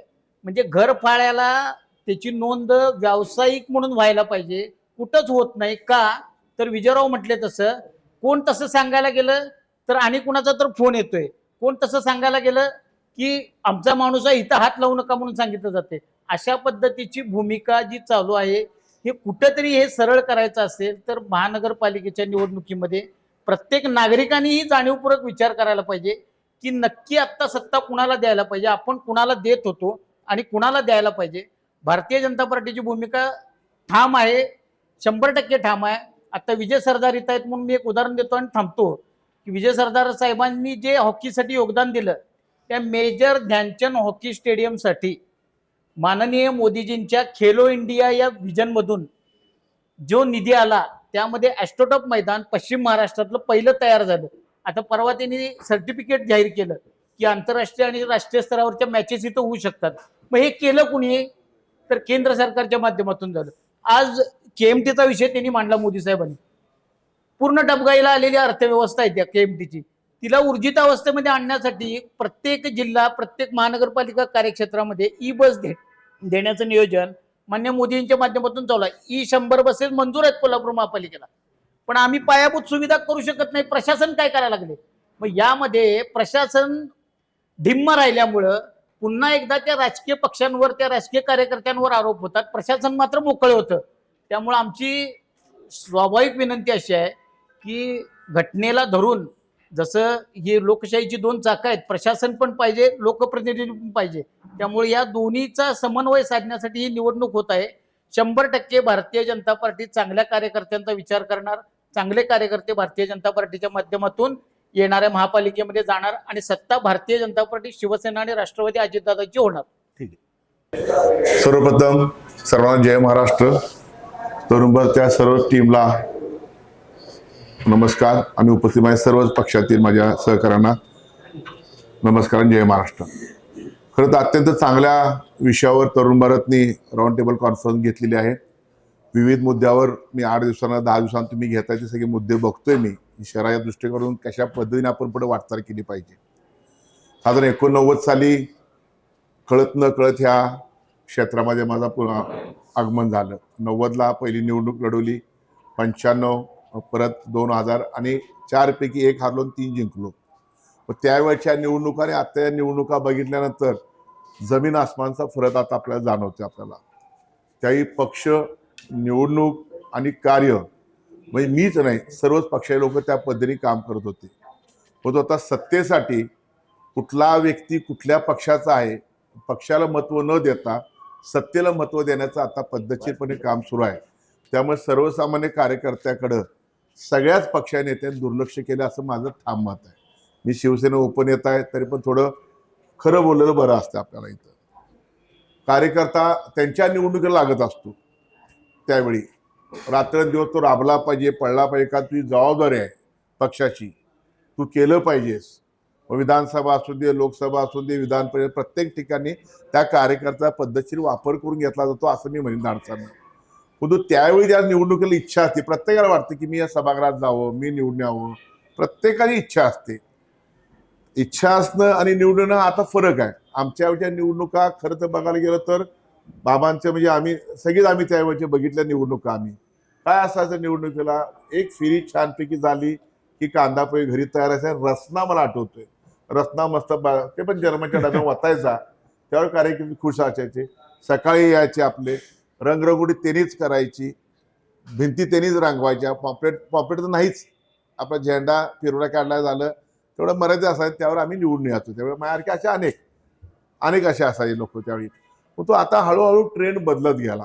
त्यावेळी साधारण 1,00,000-2 लाख निवडणुकाच्या आता एक मेरिट बघितलं. आता तुझी ऐपत किती आहे, त्याची ऐपत स्ट्रॉंग करायची जबाबदारी कुणाची आहे, त्याला निवडून आणायची जबाबदारी कुणाची आहे, त्या पक्षाची नेत्याची जबाबदारी असणं गरजेचं आहे. पक्षीय राजकारण संपलं. मी का म्हणतोय पक्षीय राजकारणाला महत्त्व दिलं जात नाही, सत्तेला महत्त्व दिलं जाते. फक्त काय चिन्ह बदलायचं आणि चिन्ह त्याला दिलं का तो त्या पक्षात झाला. ही नाळ आता पक्षाची संपत चालली आहे. त्यामुळे आता प्रत्येक नेता कठोर निर्णय घ्यायला धास्ती करत नाही. कारण एक एक मत महत्वाचं आहे. सध्या आता महापालिकेत मूलभूत सुविधा ज्याला म्हणतो आपण, वारंवार आम्ही भांडतोय मूलभूत सुविधा. मला काय पाहिजे नागरिकांना मूलभूत सुविधामध्ये काय म्हणतोय, चांगले रस्ते, मुबलक स्वच्छ पाणी, दिवाबत्ती, आरोग्य सेवा, दवाखाने, क्रीडांगण, व्यायामशाळा, ह्या मूलभूत सुविधा आपल्याला आणि इत्यादी असतात. त्या मिळतात का? ते मिळत नाहीत. का मिळत नाही? तर प्रशासकीय निष्क्रियता. पूर्वी नगरसेवक असे करतात, सभागृहाने वाट लावली. मी तर म्हणेन प्रशासनातील काही अधिकाऱ्यांनी आमच्या कोल्हापूरची वाट लावली. त्याची हिस्ट्री खाली नाव घ्या इच्छुक नाही मी आता. परंतु आमचा वापर करून आमच्या खांद्यावर बंदूक ठेवून चिरीमिरी चालती, सगळ्या जगभरात चालती. 19-20 इकडे होतंय, 19-20 चालतंय आपल्याला. परंतु काही लोकांनी सभागृहात याचं उद्देश असं ठेवलं की मागच्या दाराने याचं, निवडून येऊ शकत नाही, त्यांना माहिती आहे, गल्ली त्यांना कोण ओळखत नसतं. मग त्याचा डोळा पूर्णपणे काही अधिकाऱ्यांना मी काय म्हणतो रामपुरी चाकू दाखवून 10 कामं करून घ्यायची, त्याला करायला लावायची, त्याला चूक करायला लावायची आणि 11व्या कामाला तुम्ही 10 कामं उघडून दाखवणार, माझं एक काम कर अशी भीती दाखवून काही लोकांनी टिड्या मिळवले, काही लोकांनी आरक्षण जागा उठत धंदा केला धंदा. आणि अधिकाऱ्यांना लक्षात आलं की काही लोकांना 5-10 लोकांना धरलं सभागृहात की आपलं काही होत नाही. त्यामुळे कोल्हापुरात आपला दुर्लक्षित होत गेला. सभागृहात जे प्रशासक आले ते कोल्हापूरकडे येताना प्रत्येक ठिकाणी बघतोय हे कोल्हापूर शांत चांगलं ठिकाण, निवांत ठिकाण, अनुभव घ्या, ते 2-3 वर्ष करायचं निघून जायचं. परंतु दर्जेदार कामं गोविंदासाचं मी त्यावेळी एक मुद्दाम सांगेन. एकच रस्ता केला होता त्यावेळी ठेकेदाराला, तो रस्ता 10 ते 15 वर्ष टिकला आपला. इथला सिंधी कॉन्ट्रॅक्ट होता, माझ्या मते सिंधी कॉन्ट्रॅक्ट होता. तुम्ही गांधीनगर कधी गेलं त्यांनी तो रस्ता केला होता. आता का त्या दर्जा रस्ते होत नाहीत? बरं, प्रत्येक पक्ष रस्त्यावर उतरतो, किती नागरिक रस्त्यावर उतरतात, कुठल्या प्रश्नावर उतरतात नागरिक. परंतु जेव्हा स्वतःला ठेच लागते त्या नागरिकाला त्यावेळी बाकी त्याला प्रत्येक नेता आठवतो की नाही माझा चाललाय, तुम्ही काय तर केलं पाहिजे. जोपर्यंत परदेशामध्ये उठाव होत नाही लाखो लोकांचा त्याशिवाय प्रगती होत नाही हा एकाचा आता आमच्या आला लक्षात आमच्या आला. म्हणजे बाबासाहेब म्हणजे मुद्दाम मी सारखं नाव घेईन, वाहून घेतलं काही लोकांनी त्यावेळी. म्हणजे माझा मतदारसंघ आणि मी हे वाहून घेतलेलं. बाकीचे आता काही लोकांनी वाहून घेतलं, ह्यात वाहून घेतलेलं आहे की माझा धंदा तो आहे, पण मला घ्यातलं पाहिजे. नेत्यांना अशी माणसं लागत असतात का त्यांच्या विधानसभेला, विधान परिषदेला, लोकसभेला ती माणसं परफेक्ट कॅल्क्युलेशनला पुढे असतात काही लोकांची. आणि त्यामुळं कोल्हापूर आपलं सुधरेल की नाही ही आता भीती वाटायला आहे. आता वर्ष आमचं 64 झालं, आता किती वर्ष लढायचं. आज आनंद झाला आम्हाला, 19 वर्षांनी आमची राष्ट्रगीत तारीख चूक नसताना आमची केस पडली. आज निकाल लागला, निर्दोष सुटलो, आनंदाने मी आलो. सुधाकर भाऊचा पुन्हा तुम्ही आलं पाहिजे म्हणून. सगळ्यात राजकीय पक्षाने विचार केला तर मग शिवसेना प्रमुखांनी कुणाला मोठं केलं? उद्योगपतीने मोठं केलं, वसंतदादांनी कुणाला मोठं केलं, शंकरराव चव्हाणसाहेब मोठं कुणी केलं, भाजपच्या काही नेत्यांनी कुणाला मोठं केलं? सर्वसामान्य कार्यकर्त्यांना आमदारकी केलं, खासदार केलं, मंत्री केलं, मुख्यमंत्री केलं. कोण होते मनोज जोशी साहेब, कोण होते नारायण राणे साहेब, कोण होते गणेश नाईक साहेब, भुजबळ कोण होते, गुलाबराव पटेल कोण होते? असं म्हणून चालत नाही. तुम्हाला त्या माणसाची गरज तुमच्या निवडून लागते तेव्हा तुमचा कार्यकर्ता झेंडा घेऊन फिरला पाहिजे. आणि जेव्हा आमच्याकडे येईल तेव्हा तुझे इलेक्ट्रिक मेरिट काय? पहिला प्रश्न आम्हालाच वाईट वाटते, थोडे पैसे आहेत का खर्चाला? सुधाकर भाऊनी छान प्रश्न विचारला.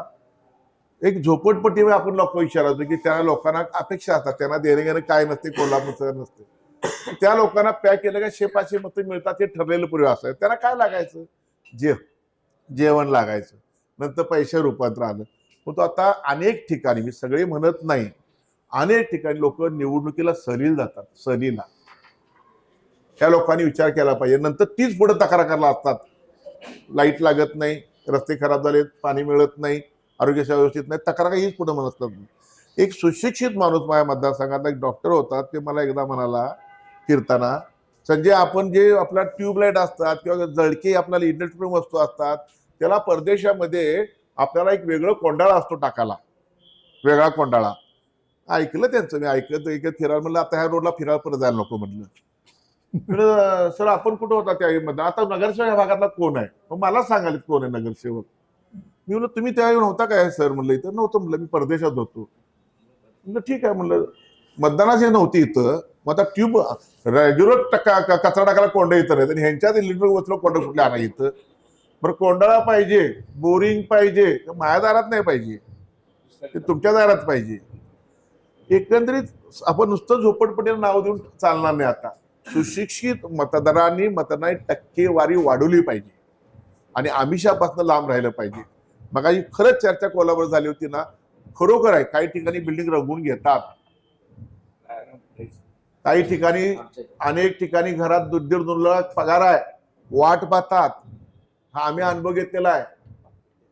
आमच्याकडे अनेक वेळा यंत्रणा असती, पासेस किती आहेत, पासेस 50 पाठवून द्या, 25 पाठवून द्या, 200 रुपये 250 रुपये ताट, मटन 2 फोडे असतात, परंतु ते द्यायला त्यांना आवडतं. निवडणुकीचं जेवण कसं अशी लोक विचारतात. पण याचे घर फळे वाढल्या तर आम्हीच लढायचं रस्त्यावर, रस्त्यासाठी, पाण्यासाठी, कचऱ्यासाठी. पाण्यासाठी आमच्यावर एक केस झाली, वर्षावर शिक्षा झाली. काही देणं घेणं नसतं. तो 2-3 दिवस आधी ज्याच्याकडं आता यंत्रणा परफेक्ट माहीत झाल्या तो माणूस निवडून येतो, कारण त्याला माहिती आहे काय लागते लोकांना ते. त्यामुळं ड्रास्टिक चेंज जोपर्यंत मतदारांच्यात होत नाही तोपर्यंत काय होणार नाही. आणि घराणेशाही महत्वाची. मी मानतो माझा मुलगा, माझी सून, माझं माझं माझं माझं माझं माझं माझं माझं असं ही लांबड लागती. त्यामुळं सर्वसामान्य कार्यकर्ता दुर्लक्षित होत चाललेला आहे. विजय सरदार धाडस म्हणायला लागेल मला, धाडस. त्याला माझ्या शुभेच्छाच आहेत. आपण म्हणत होतो पूर्वी, मी माझा धनुष्यबाण, मी माझी मशाल, मी माझं कमळ, मी माझं हे वेगळे चिन्ह पक्ष वेगळे आहेत. त्या माणसाची टक्केवारी मताची किती आहेत आपण ते पहिला बघायचो. आपल्या तिथं समाज कुठला आहे ते बघायचो आपण तिथं. आता पहिल्यांदा मतदाराचं वाचन करायचो आपण. आता मतदार वाचन कोण करत नाहीत, पण जो उभारला विधानसभा लोक तो मत किती एका घरात आहेत ते पहिला बघतोय पहिला, आणि त्या पद्धतीने पाकिट तयार करतोय. आणि आचारसंहिते नावावर आता मी आज उद्या पेपरला बघावलं, असं कडक करा तसं कडक करा, होऊ शकत नाही. खरोखर आचारसंहिता तिथं ट्रेनच्या बापच पाहिजे. इथं मग आठवण केली स्वारी माप. तसाच खमक्या माणूस जोपर्यंत देशाला लाभत नाही तोपर्यंत पैसे वाटण्याची यंत्रणा बंद होणार नाही, जेवणावळी बंद होणार नाहीत, दारू बंद होणार नाही, आणि जे पासीस आहेत ते बंद होणार नाही. आणि जोपर्यंत हे चालू राहील तोपर्यंत सक्षम, कठोर कार्यकर्ता निवडून येणं अशक्य असं माझं मत आहे. नमस्ते, मी इंद्रजित भीमराव साळुंखे, सामाजिक कार्यकर्ता आहे.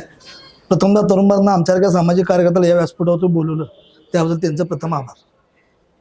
जसं कळते तसं राजकारणात आहे. शिवायपेठेत जन्म झाला आहे, आता राहायला लक्ष्मीनगरमध्ये आहे. बऱ्याच लोकांच्या फिरलोय, बऱ्याच लोकांच्या आमची पण सामाजिक कार्यकर्ता म्हणून पहिल्यापासून तळमळ आहे. किती वर्षे पॅम्पलेट वाटायची, आपण पण कधीतरी एकदा निवडणुकीला उभारलं पाहिजे, आपण चान्स घेतला पाहिजे. त्या अनुषंगाने मागच्या वर्षी प्रयत्न पण केला. कुठलाही राजकीय वारसा नाही, मागं कुठलं घराणेशाही नाही, काही नाही. सर्वसामान्य कार्यकर्ता उभारण्याचं कारण एकच होतं की प्रशासकीय प्रश्नाची जाणीव आहे. महापालिकेत काय प्रश्न असतात, कशा पद्धतीने काम करतात हे आपल्याला 100% माहिती आहे. नेत्यांच्यावर पूर्ण आपण तेवढं पार झाले. त्याच अनुषंगानं मला आज सांगायचं आहे की आज जी उमेदवारी येताना सर्व पक्षाची इथं पदाधिकारी कार्यकर्ते आहेत. फक्त कोणी गैरसमज करून घेऊ नका. एक सामाजिक कार्यकर्ता म्हणून बोलायला लागले की इलेक्टिव्ह मेरिट झालं, बाकीच्या गोष्टी झाल्या. मला काशी साहेबांनी मागाशी मांडलेला मुद्दा जो सरकारनं ते सांगायला लावत होते की तुम्ही नागरिकांसाठी तुम्ही एक मेसेज द्या. मला असं प्रामाणिक म्हणायचं की नागरिकांना मेसेज काय केला पाहिजे. आज तुमच्या घरात येताना पॉम्पलेट येते किंवा कार्यकर्ता येते, आपली ओळख सांगते किंवा काय सांगते. किती लोक त्या उमेदवाराला विचारतात की बाबा तुझी काय पार्श्वभूमी, तुला महापालिकेचे नेमके प्रश्न काय माहिती आहेत, तू त्या निगडीत तुला त्या निगडीत महापालिकेचे प्रश्न काय असतात, कशा पद्धतीने तू इलेक्शन लढणार आहेस, का मी अमुक पदाधिकाऱ्याचा मुलगा, म्हणजे मी अमुक नेत्यांचा मुलगा, हीच ओळख आज कोल्हापूर करून घ्यायचे की आपण. म्हणजे वर्षानुवर्षे आपण घराणेशाहीच करायचे. पवार साहेबांनी अतिशय चांगला मुद्दा मांडला की सामाजिक कार्यकर्त्यांना आयुष्यभर सतरंजीच उरवायचे. जो डायलॉग आपला फेमस झाला ते नेहमीप्रमाणे. मग ही जी उमेदवारी देताना बाकीच्या गोष्टी बघितल्या पाहिजे. आता तेवढं सोपं राहिलं नाही. 25-26 मतदारसंघ सगळं मान्य आहे. एखादा जरी नेता म्हणतोय का हा कार्यकर्ता माझ्यासाठी 15-20 वर्ष राबतोय, काय नाही मी यावेळी माझा ओबीसी दाखला नाही आहे, ह्या कार्यकर्ता ओबीसी दाखला, मी याच्यासाठी थांबणार, मी पदरचे पैसे खर्च करणार, मी याला निवडून आणणार. लगेच त्यांच्यातली सून कोणतरी बाहेर निघते ज्याचा ओबीसी दाखला आहे. नसेल तर चुलत भाऊ आहेच, मेवना आहेच. खरं हे घरानं सोडून कुठेतरी एखाद्या कार्यकर्त्याला संधी आजपर्यंत मिळालेला आहे. कालच आपण नगरपालिकेचे निकाल लागले 2 दिवसापूर्वी. नगराध्यक्ष झालेले तुम्ही एक सरासरी चेहरे डोळ्यासमोर घ्या. सगळे नगराध्यक्ष, सगळे आमदार पुत्र, खासदार पुतण्या, कुणाची वहिनी, कुणाची हे, आणि जे आहेत ते सगळे मातब्बर, म्हणजे ज्यांच्याकडे पिढ्यानपिढ्या घराणेशाही वारसदार जे चालू झालेले हे सगळे लोक आहेत. मग आजच्या मिटिंगचा मुद्दा किंवा काय कार्यकर्त्यांनी काय करायचं, उदाहरण माझ्यावरती घेतो. मी एक सामाजिक कार्यकर्ता, मला आजही इच्छा आहे इलेक्शन लढवायची. मी एका ठिकाणी XYZ पक्षाची मुलाखत सुद्धा देऊन आली. इच्छा आहे की आम्हाला कोणी विचार सुद्धा नाही सांग. मागच्या वर्षी 800 मतं घेतलेत. लोकांच्यात आहे, जमिनीवर आहे, रस्त्यावर आहे, विविध संघटनेच्या माध्यमातून कामात आहे, लोकांना माहिती आहे. मी आज सरदारांनी सांगितल्याप्रमाणे आमचा प्रभाग 26,000 मतदारसंघ आहे. मूळ शिवाईपेठ, म्हणजे कोल्हापूरला सगळ्या माध्यम शिवाईपेठ, वेता तालीम असू दे, औचितपीर असू दे, शहाजी कॉलनी असू दे, रायलक्ष्मी, जुना नवा पेठांचा आणि शहराचा मध्यवर्ती भाग तिथं आलेला आहे.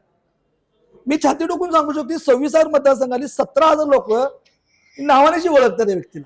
काशी साहेबांना माहिती आहे, हे अतिशोक्ती सांगत नाही. खरं आमच्याकडे बाकीचे मेरिट नाहीत. आम्ही कुणाचा वारसदार नाही, आम्ही फक्त कार्यकर्ता आहे. मग ते प्रत्येकाने यायचं, तुझी मदत लागणार, तुझी मदत लागणार, तुझी मदत लागणार. आम्ही आमच्यासाठी तू उभा राहा, आम्ही तुझ्या पाठीशी आहे. सगळ्याच गोष्टी या ठिकाणी पैसा आणि बाकीच्या गोष्टी आल्या काय. ह्या कुठंतरी हे थांबायसाठी, जसं आपण कालचं नगरपालिकेचं निकाल बघितले, कुठंतरी थांबण्यासाठी, हे करण्यासाठी आता येणाऱ्या महानगरपालिकेत ह्या चॅनलच्या माध्यमातून, तुमच्या याच्या माध्यमातून मला नागरिकांना कर्तव्य सांगाय, नागरिकांनी ह्याच चॅनल आलं पाहिजे. पैसे घ्यायचे, ते जेवणावर, ह्या सगळ्या आता फॉर्मॅलिटी झालेल्या आहेत. हे तर म्हणतो की मी ते पक्षाच्या मुलाखती सुद्धा फॉर्मॅलिटीज आहे, सगळं ठरलेलं आहे भेट. तर घ्यायचं, बोलवायचं, प्रदर्शन लोक करून येतात, इच्छुकाचं घ्यायचं, तुमचं हे विचारायचं सगळं. किती त्यातल्या लोकांना मी पक्षासाठी प्रामाणिक राहणार आज याच्यात किती लोकांना उमेदवारी मिळाली.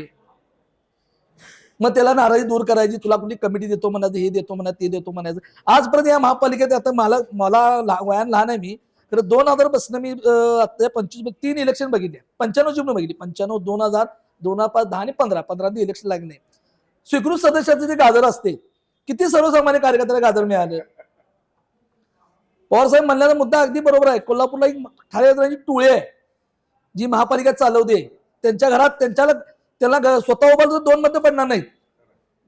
खरं तिने बजेट कुठलं मंजूर करायचं, कशा पद्धतीने गणित लावायची, काय करायचं, आणि त्यांचं ठरलेलं आहे. ती कुठली केडीसी बँक असू दे, महापालिकाचं स्वीकृत ही आहेतच. तिथं सुद्धा आपल्यातली जी निवडून आपण ज्यांना देतोय, ज्यांच्यासाठी राबतोय, तिथला एखादा जाणकार कार्यकर्त्याला तिथं संधी मिळत नाही. आज इथं व्यासपीठावर बरीच लोक आहेत, मला या सगळ्यांना म्हणजे एक कॉमन मॅन ही प्रत्येकाची तळमळ आहे. आम्ही बोलतोय, बाकीचे बोलत नाही, मुग घेऊन गप आहेत.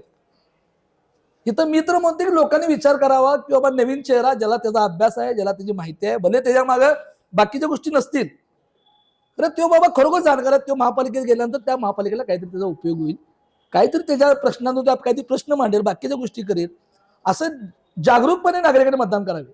आता आमचे सरदार साहेब साळुंके आम्ही ते साळुंके आम्ही साळुंके आहेत, पोट तिडकीने व्हिडिओ मांडतात, लोक बघतात, अभिमान आहे आम्हाला की ते जे मांडतात ते पोट तिडकीने मांडतात, आपल्या कोल्हापूरच्या रांगड्या भाषेत मांडतात, सहज मांडतात आणि प्रश्न रिअल आहेत.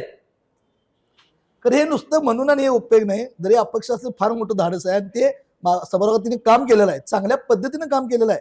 आज 10 माणसं गोळा करायला फार मोठं काम लागते. आज ते त्यांच्या क्रीडाप्रेमीच्या माध्यमातून संघटन एकटे रस्त्यावर लढत आहेत, बिंदास लढत आहेत. अशी बरीच साहेब लोक लढायला तयार आहेत, आम्ही पण लढायला तयार आहे. तर प्रत्येक गोष्टीला मर्यादा आहेत. ते जर एखाद्या पक्षाने सांगड चांगले म्हणून आमच्या कार्यकर्त्यांना संधी आम्ही 100% तिथपर्यंत पोहोचू शकतो. खरं काय झालं, हल्ली ग्राह्य धरलं जाते, हे आहेच ग्राह्य धरलं जाते. माझ्यासारख्या कार्यकर्ते इथनं पुढे कोणाची ग्राह्य राहणार नाही. आपली आपली वैयक्तिक हे आहे, आपण आपला वैयक्तिक देऊ. आम्ही लोकांना त्या इलेक्शनच्या माध्यमातून इलेक्शनला फॉर्म भरणार आहे, कुठल्याही प्रसी भरणार असेल नसेल, कारण आम्ही नागरिकांना आव्हान मात्र 100% करणार, एक कॉमन मॅन म्हणून करणार की तुम्ही मतदान करताना काय काळजी घ्यायची, आम्ही 100% करणार. Okay sir. नमस्कार, माझं नाव प्रवीण रेखा दत्तात्रय पाटील. आता ह्या ठिकाणी तरुण भारतनं आमच्यासारख्या सामान्य कार्यकर्त्याला इथं मत व्यक्त करायला सगळ्यात पहिल्यांदा मी तरुण भारत या समस्त टीमचं मनापासून आभार मानतो. आता ज्या पद्धतीनं आपल्याकडे कोल्हापूर महानगरपालिकेची ओघ घातलेली निवडणूक आहे आणि त्या अनुषंगाने सगळ्यात पहिला मुद्दा असा आपण व्यक्त केला की उमेदवारांना आर्थिक पॅरामीटर्समध्ये तोललं जातं. थोडंसं एक वेगळे 3 मुद्दे मी मांडतो. सगळ्यात पहिल्यांदा म्हणजे कोल्हापूर महानगरपालिका आणि कोल्हापूर शहर. तर जसं बाबा मगाशी म्हणले की कोल्हापूर महानगरपालिकेचेच प्रशासकीय अधिकारी आहेत, तेच पहिला डॉन आहेत. सामान्य नागरिक किंवा नगरसेवक यांचं तिथं काय चालत नाही. प्रत्येकाच्या 2-5 कोटीचे घर आहे, 2-5 कोटीच्या गाड्या येतात आणि त्यांनी सरळ सरळ ठेका घेतलेला आहे. ते ठरलेल्या लोकांची कामं करतात, ठरलेल्या लोकांचे ते फोन उचलतात. दुसरा मुद्दा असा आहे की कोल्हापूर महानगरपालिकेमध्ये जसं मगाशी सन्माननीय भाजप पक्षाचे प्रवक्ते बोलले की ह्याच्या आधी कुणाची सत्ता होती आणि आता कुणाची सत्ता आहे, तर त्या मुद्द्याला थोडंसं मी बगल देईन की मागे ज्यांची सत्ता होती आणि भविष्यात ज्यांची सत्ता नाही त्यापेक्षा जनतेला काय पाहिजे त्याकडे सध्या दोन्ही भूतकाळ आणि भविष्यकाळवाल्यांनी बघितलं पाहिजे. थेट पाईपलाईन योजना आमचे सन्माननीय सत्यजित बंटी पाटील साहेबांनी थेट पाईपलाईनची योजना आणली. त्यासाठी त्यांनी स्वतःच्या आमदारकीपणाला लावली. आणल्यानंतर त्या योजनेचं वितरण करणं हे काम खऱ्या अर्थानं कोल्हापूर महानगरपालिकेच्या प्रशासकीय अधिकाऱ्यांचं होतं. परंतु प्रशासकीय अधिकाऱ्याने कामं चुकीच्या पद्धतीने केल्यामुळे त्या योजनेमध्ये काय अडथळे आले. शासनानं ज्या पद्धतीने चित्र सादर केलं जनतेसमोर ते चित्र आलं. म्हणजे मला म्हणायचा उद्देश काय की हा सगळ्या गोष्टीचा आरून फिरून एकच सेंटर पॉईंट होतो की ते कोल्हापूर महानगरपालिकेचे प्रशासकीय अधिकारी. आता बाबा तिसरा सगळ्यात महत्त्वाचा मुद्दा आहे की सामान्य कार्यकर्ता, निष्ठावंत कार्यकर्ता. माझे जनतेला स्पष्ट, जसं विजयदादा म्हणले की जनता आमची देव आहे, 3 लोकांना जबाबदार मानतो. सगळ्यात पहिल्यांदा 2 लोकांनी बाजूला थांबायचे, ते म्हणजे निष्ठावंत कार्यकर्त्याने गप घर गाठायचे, सामाजिक कार्यकर्त्याने का फक्त सामाजिक कार्य करायचे. आपण आपले दृष्टिकोन क्लिअर ठेवले पाहिजेत. मी स्वतः काँग्रेस पक्षाचा कार्यकर्ता आहे. मी पक्ष न म्हणून मी बंटी साहेबांचा कार्यकर्ता म्हणून मी काम करतो आणि सामाजिक काम करतो. पक्षाच्या मुलाखतीच्या त्यावेळेला मी स्पष्ट जाऊन सांगितलं की निवडणूक हा माझा अंतिम ध्येय आहे. मी स्पष्ट सांगितलं. त्याच्या मागची कारणं अशी होती की आता जे चाललेलं आहे जनता, आता विजयदादा म्हणतात की जनता आमची भोळी आहे, भाबडे आहे. दादा मी तुमच्या शब्दाला म्हणजे तुमच्या वाक्याला मी काउंटर करत नाही, पण खऱ्या अर्थानं जनताच मास्टर माइंड आहे. कारण एखादी व्यक्ती तिथं गेली, आज सामाजिक काम करणं कार्यकर्त्यानं एखाद्या अपार्टमेंटमध्ये जाणं, त्या अपार्टमेंटच्या लोकांनी त्याला म्हणलं तो आमचे हे करून देत, ते करून, त्यांच्या मनामध्ये दादा ही भावना निर्माण झालेली आहे. आज ठीक आहे तुमचं मोठं पण काय आहे, कारण तुम्ही 2 वेळा नगरपालिका भोगलाय, तुम्ही नगरपालिकेमध्ये काम केले. ह्या सगळ्या राऊंड टेबलवर बसलेल्या लोकांच्या मध्ये मी एकटाच असा आहे की मला राजकीय काय अनुभव नाही, माझी राजकीय पार्श्वभूमी नाही. परंतु ही जनता आता जी काय चालली की नाही, एखादी सामाजिक कार्य समोर गेला की तो आमचं काय काम करणार, तो आम्हाला काय देणार, ह्या प्रश्नाचं उत्तर देताना ती व्यक्ती काय करणार, आणि मी सामाजिक काम करतोय. माझं स्पष्ट मत आहे की सामाजिक कार्यकर्ते या निवडणुकीत झोमड्यात पडू नये, डोक्याला त्रासच करून घ्याय नाही. तुम्ही सामाजिक काम करा, समाजासमोर तुम्ही भरता, कुणाला लढवायचं ते लढू दे, शेवटी लढवणाऱ्यांच्या डोक्यात काय असते, माझ्याकडे एवढा बक्कळ पैसा आहे, मी निवडून लढवणार. आणि तो 11th आवरला ते समोर येतोय, ते तिकीट घेऊन जातोय, म्हणजे सामाजिक कार्यकर्त्याचं मन हर्ट होतंय. तो काय म्हणतोय, याला मी एवढे दिवस काम केलं आणि मला तिकीट मिळालं नाही. कुणी डोक्याला त्रास देऊन सांगितलंय? माझी मी क्लिअर भूमिका स्पष्ट केली, मी सामाजिक काम करतोय, निवडणूक माझा अंतिम दिन आहे, की त्यातनं वॉकआउट झालं. पण आत्ताच्या कालावधीमध्ये कोल्हापूर महानगरपालिकेच्या निवडणुकीच्या अनुषंगानं तिकीट देत असताना किंवा हे जे काय चालले, खरोखर सर्व पक्षातल्या लोकांनी, भले तो उमेदवार पैसेवाला असू दे किंवा पैसेवाला नसू दे, कोल्हापूर शहराच्या विकासा दृष्टिकोन खरोखर ठोस पाऊल उचलायला पाहिजे. गेले 15-20 वर्ष मग कोल्हापूर महानगरपालिकेला काँग्रेस सत्ता होती, उद्धव ठाकरे गटाची सत्ता होती, आमची सगळ्यांची सत्ता आहे. येणाऱ्या कालावधीत तुम्ही आता भाजपवाल्यांची काय सत्ता हातात घेतली, त्यांनी जे काय केले ना, त्यांनी काय केले हे जनतेनं समोर बघितले. आता 15-15 वर्षापूर्वी केलेले रस्ते अजून आहेत तसेच चांगले आहेत, पण त्यांनी आता केलेले रस्ते, गेल्या महिन्यात केलेले रस्ते उकडून निघाला. त्यांच्याकडे एवढा निधी आलाय, ते लोकांना सांगायला नेमकं चाललंय की कोण कुणाला खोळं करायला आले, हे ग्राउंड लेवलच्या कार्यकर्त्यांना काही कळत नाही. त्यामुळे माझी स्पष्ट भूमिका आहे, सामाजिक कार्यकर्ते, निष्ठावंत कार्यकर्ते, तुमच्या नेत्यांच्यावर प्रेम आहे, नेते सांगते ते काम करा. तुमच्या जनतेवर प्रेम आहे, तुम्ही जनतेची भूमिका, सामाजिक कार्यकर्त्यांनी तुम्ही समाजात काम करत राहा. शेवटी सत्ता केंद्र, सत्ता ह्याच्यासाठी तयार असणारी काही लोक आहेत, ते जे करायचे तेच करतात. आपल्याला समाज एका दृष्टिकोनातून न्यायचा आहे, समाजाचे काम करा, आपण त्या दृष्टीने काम करत राहू. बाकी कुठली गोष्ट मनाला लावून घेणार अर्थ नाही. सामाजिक कार्यकर्ता राहिला तर सगळ्या पक्षांना मी प्रश्न विचारू शकते, बाबा सगळ्यांना मी धारा धरू शकते, पण मी एका पर्टिक्युलर एका रोलमध्ये जर गेलो तर मला मर्यादा पडतात. की बाबा समजा मी आमच्या पक्षाचा आहे, मी काम केलं, माझ्या ते काम नाही झालं तर मला जनतेला उत्तर देता येत नाही. आता अडचण तीच झाल्या. सामाजिक काम करणारा कार्यकर्ता भाजपकडे जाऊ दे, शिवसेनेकडे जाऊ दे, अजित पवार गटाकडे जाऊ दे, शरद पवार गटाकडे जाऊ दे किंवा आमच्या काँग्रेस जाऊ, तो जनतेसमोर गेला काय सांगणार? कामं करणारा कॉन्ट्रॅक्टर देखील टक्केवारीतून घायले होते. आम आदमी पार्टीचे कार्यकर्ते त्यांनी रस्ते उकरून दाखवले. तुम्ही काय काम करता? डांबर कशा पद्धतीचं वापर, हे सगळे जे चालले लावला टिमके बजाव चाललेलं काम आहे. त्यामुळे माझं स्पष्ट मत आहे, जे चाललंय त्यातनंच चांगला सुवर्ण मध्य काढून चांगल्या पद्धतीने काम व्हावं. सर्व पक्षांनी चांगल्या पद्धतीने उमेदवार द्यावेत आणि चांगल्या पद्धतीने एवढीच भूमिका आहे. बाकी कोल्हापूरच्या जनतेला आता काही नको आहे, ती फक्त बघा लागल्या. तुम्ही एखाद्या त्यावरती सामाजिक काम करणाऱ्या कार्यकर्त्याने एखादं रील टाकलं तर तुम्ही त्याच्या प्रतिक्रिया बघा. त्याचा पुरा इतिहास काढला जातोय. तो आधी कुणावर होता, आधी कुठल्या पक्षात होता, त्याने आधी काय केले.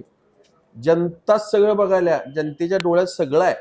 कुणी पक्ष फोडला, कोण कुठल्या पक्षात गेला, पक्ष फोडून गेला, तिने जनतेसमोर काय सांगितलं की मी तुमच्या कामासाठीच गेलोय, ते नरेटिव्ह बदललं गेलं. त्यामुळे लोकांचा बघायला दृष्टिकोन गद्दारीवरनं परत गेला, हा आमच्याशी प्रामाणिक आहे ना, मग ते वर काय पण करू दे. अरे पण मग ते ही भूमिका पण बदलली गेली ना. म्हणजे मी जे गेलो ते तुमच्या कामासाठीच गेलो, मी सत्तेत नाही राहिलो तर तुमचं काम मी कसं करणार. त्यामुळे आपलं चेहरा बारीक करून मी तुमच्यासाठीच गेलोय आणि तुमच्या कामासाठी गेलोय, ही जी भूमिका सेट केली जनतेने ती लगेच मान्य केली. आता जनता त्यांच्या पाठनं. मग त्यावेळेला जनता ही विसरली का की तो सामाजिक कार्यकर्त्या भागात काम करत होता. आज तुम्ही त्या सत्ताधाऱ्याच्या पाठने केला, पण त्या त्यांचं शिवाजी पेठेतला विषय, ह्यांनी 2 टर्म प्रयत्न केला पण त्यांना उमेदवारी नाही किंवा आहे नंतर किंवा अपक्ष उभारतील, पण तो अडचण आलीच ना. शेवटी तिथली जनता सत्ताधाऱ्यांच्या पाठने गेली, मग आम्ही काय करायचं. त्यामुळे जे चालले योग्य चालले म्हणायचं, पैसे द्या, मतदान या, निवडणूक करा, ह्याच्या व्यतिरिक्त हे सुंदर चाललेलं आहे. माझं स्पष्ट मत आहे, कारण सत्ताधाऱ्यांनी बरोबर चांगल्या पद्धतीनं अशी परफेक्ट प्लॅनिंग करून जनतेला खोळं केले आणि त्या पद्धतीने सगळं चालले. त्यामुळे आता ह्यातनंच चांगले उमेदवार देऊन त्यातनंच आपण त्यांचा कार्यक्रम करणं किंवा त्यांना आपण चांगलं जनतेसाठी, हेच मला तर योग्य वाटतं. याच्या व्यतिरिक्त माझं वेगळं असं काही मत नाही. माझ्या कोल्हापूर जनतेला एक विनंती आहे, रिक्वेस्ट आहे. आजपर्यंत मी जे कार्य केलं, माझ्याकडे कुठली अपेक्षा, विकासाचंच कार्य माझ्याकडे मागणी केली. पण आज मी तरुण भारत या ह्याच्यामध्ये आलेलो होतो, पण अनेक चांगले कार्यकर्ते एवढे नाराज आहेत. ते का नाराज आहेत तर ते आर्थिकदृष्ट्या तुम्ही ह्या सली बिली, आज पैशाची ऑफर, पाचशे ऑफर, हे जे चालले हे चुकीचं चालले. का तुम्ही तुमचा स्वाभिमान एकाला आला. आज तुम्हाला सांगतो, बाबासाहेब आंबेडकर घटनेत 1 दिवस आपल्याला कशासाठी दिला आहे की न्यायासाठी दिला आहे. त्या न्यायाला जर आपण विकायला लागलो तर त्याला अर्थ राहणार नाही. आणि जर तुम्हाला असंच करायचं असेल तर तुम्हाला आरोप करायचे अधिकार नाही. ते असं झालं, तसं झालं, डाव रस्ता नाहीत, हे झालेत, नगरसेवक करत नाहीत, येत नाहीत, बघत नाहीत, हे बोलायचे अधिकार तुम्हाला नाही आहेत. आणि माझं पण एक, नेते लोकांना पण एक आहे की माझं आता मगाशी म्हटले माझे बंधुभाऊ की समाजकारण काय, आम्ही नुसतं समाजकारणच करायचं. जनतेला काय व्हायला लक्षात ठेवा, नेता इकडे पाठाला आलाय, तुम्ही निस्वार्थानं समाजकारण करायला आहे, त्यामुळे त्यांना किंमत नाही. त्यांना जशाच तसंच उत्तर द्या. जी जनता पैशात बघत्या त्यांना पैशातच तोला. आणि जे जनता काही निस्वार्थानं काय कुठे त्यांचं निस्वार्थानं तुम्ही काम करा. आज काय व्हायला ते खाणार आणि त्यांचं आपण काम केलं तर आपली किंमत कमी व्हायला लागली.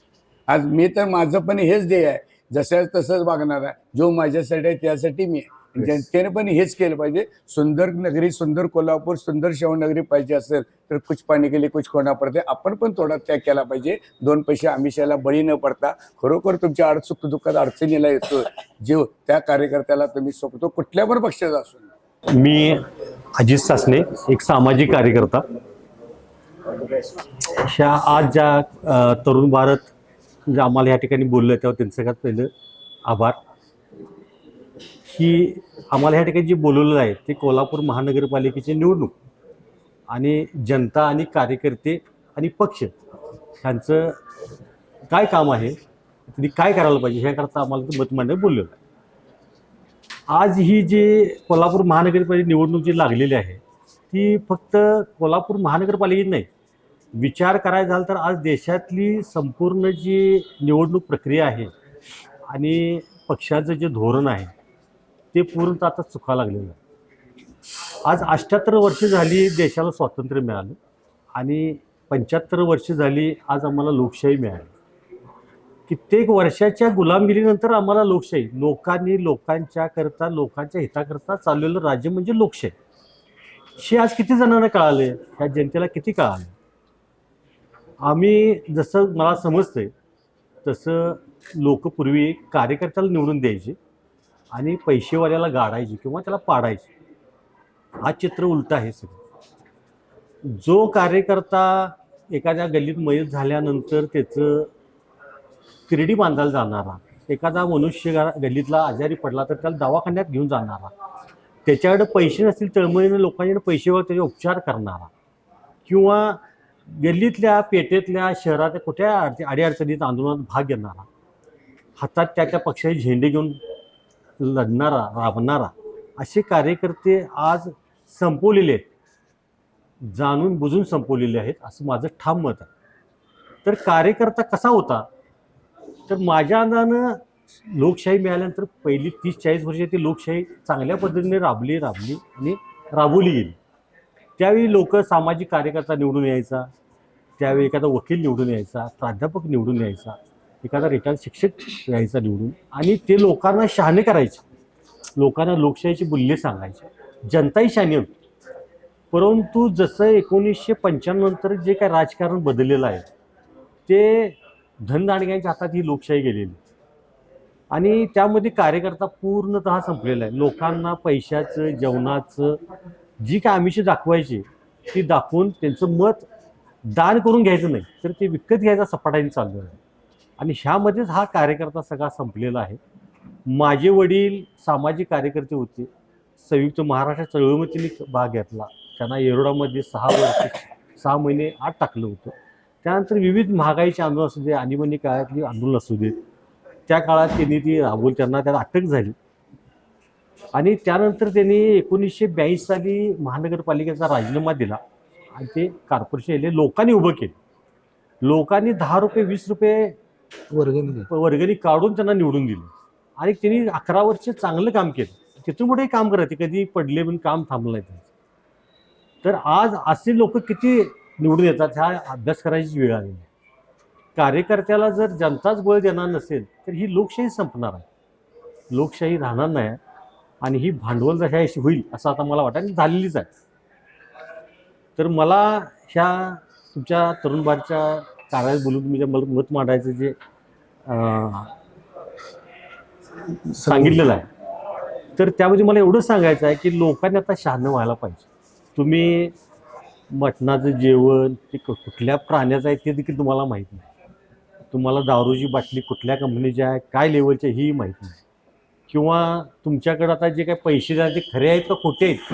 मी स्पष्ट सांगतो, एका निवडणुकीत झाला कोल्हापुरात हा 500च्या खरे आहेत नोटा का खोटे आहेत, खोट्याच होत्या. ते कोण आणतंय ही तुम्हाला माहीत नाही, कशी वाटतं तेही तुम्हाला माहीत नाही. तर आता तर जागरूक व्हा आणि ही लोकशाही टिकवा. कोल्हापूर शहराचा जर विचार करायचा झाला तर आज सगळ्या बागा ओस पडलेल्या आहेत, स्मशानभूमी ठीक नाही आहे, तुम्हाला सांगतो लाईट रस्त्यावर नाही आहेत, गटर्स नाही आहेत, फक्त आपण म्हणतोय विकास झाला, कशाचा विकास झाला हे आज कोणी सांगू शकत नाही. कर्मचाऱ्यांची महानगरपालिकेतली असलेली लोक जे कर्मचाऱ्यांची संख्या ही साधारण 6,000 होती, आज ती 3,000वर आली, 3,000च्या आत आलेली. तर ती कर्मचारी नवीन भरती का करून घेतली जात नाही? आज कुठलाही कर आम्हाला कमी केलेला नाही, कर वाढतच आहेत. तर त्या काळातला परतावा आमच्या शहरासाठी जो काय येणार आहे तो परतावा आमच्या विकास कामासाठी किती आला हे विचारणारं कोणही नाही. सभागृह कुठल्या आज विचारणारी माणसं नाहीत. लोकांना खरोखरच जर ही लोकशाही टिकवायची असेल, तुमचं स्वातंत्र्य टिकवायचं असेल तर तुम्ही मत हे दान करा, ती विकू नका, एवढीच माझी तुम्हाला विनंती आहे. नमस्कार, मी सिद्धी गणेश रांगणेकर, शिवसेना शहर प्रमुख, मुख्यमंत्री लाडकी बहीण योजनेचे अध्यक्ष. आज आम्हाला इथं तरुण भारतच्या टीमनं बोलवल्याबद्दल मी सर्वांचे मनपूर्वक आभार मानते आणि सर्वांना जय महाराष्ट्र. आज निवडणुकीच्या निमित्तानं तुम्ही आम्हाला इथं बोलवलं आहात, तर मला आवर्जून सांगायचं आहे की आपले जे निवड म्हणजे महानगरपालिकेमध्ये जाणारा जो नगरसेवक आहे त्याच्याकडं आपल्या नागरिकांच्या काय अपेक्षा आहेत, तो आपल्या एक वॉर्ड पुरता किंवा नगरसेवक जो निवडून देणार आहे तो वॉर्ड आणि परिसराचा एक कुटुंब प्रमुख म्हणून त्यांनी निवडून दिलेलं असतं. त्यांच्या अपेक्षा काय असतात की न म्हणजे न पाणी सुरळीत येणे, ग म्हणजे गटार, गटारीची कामं असतील किंवा ड्रेनेज हे स्वच्छता असणं हे गरजेचं आहे. र म्हणजे रस्ते स्वच्छ आणि सुंदर असणं. स म्हणजे सेवक म्हणून तुम्हाला निवडून देणार आहेत ती आता. आणि व म्हणजे तुमच्यावरती विश्वास ठेवलेला आहे. तर या अपेक्षेनं जे आपल्याला नगरसेवक म्हणून निवडून देतात, जी आपली जनता आहे, त्यांच्या अपेक्षा एवढ्याच असतात.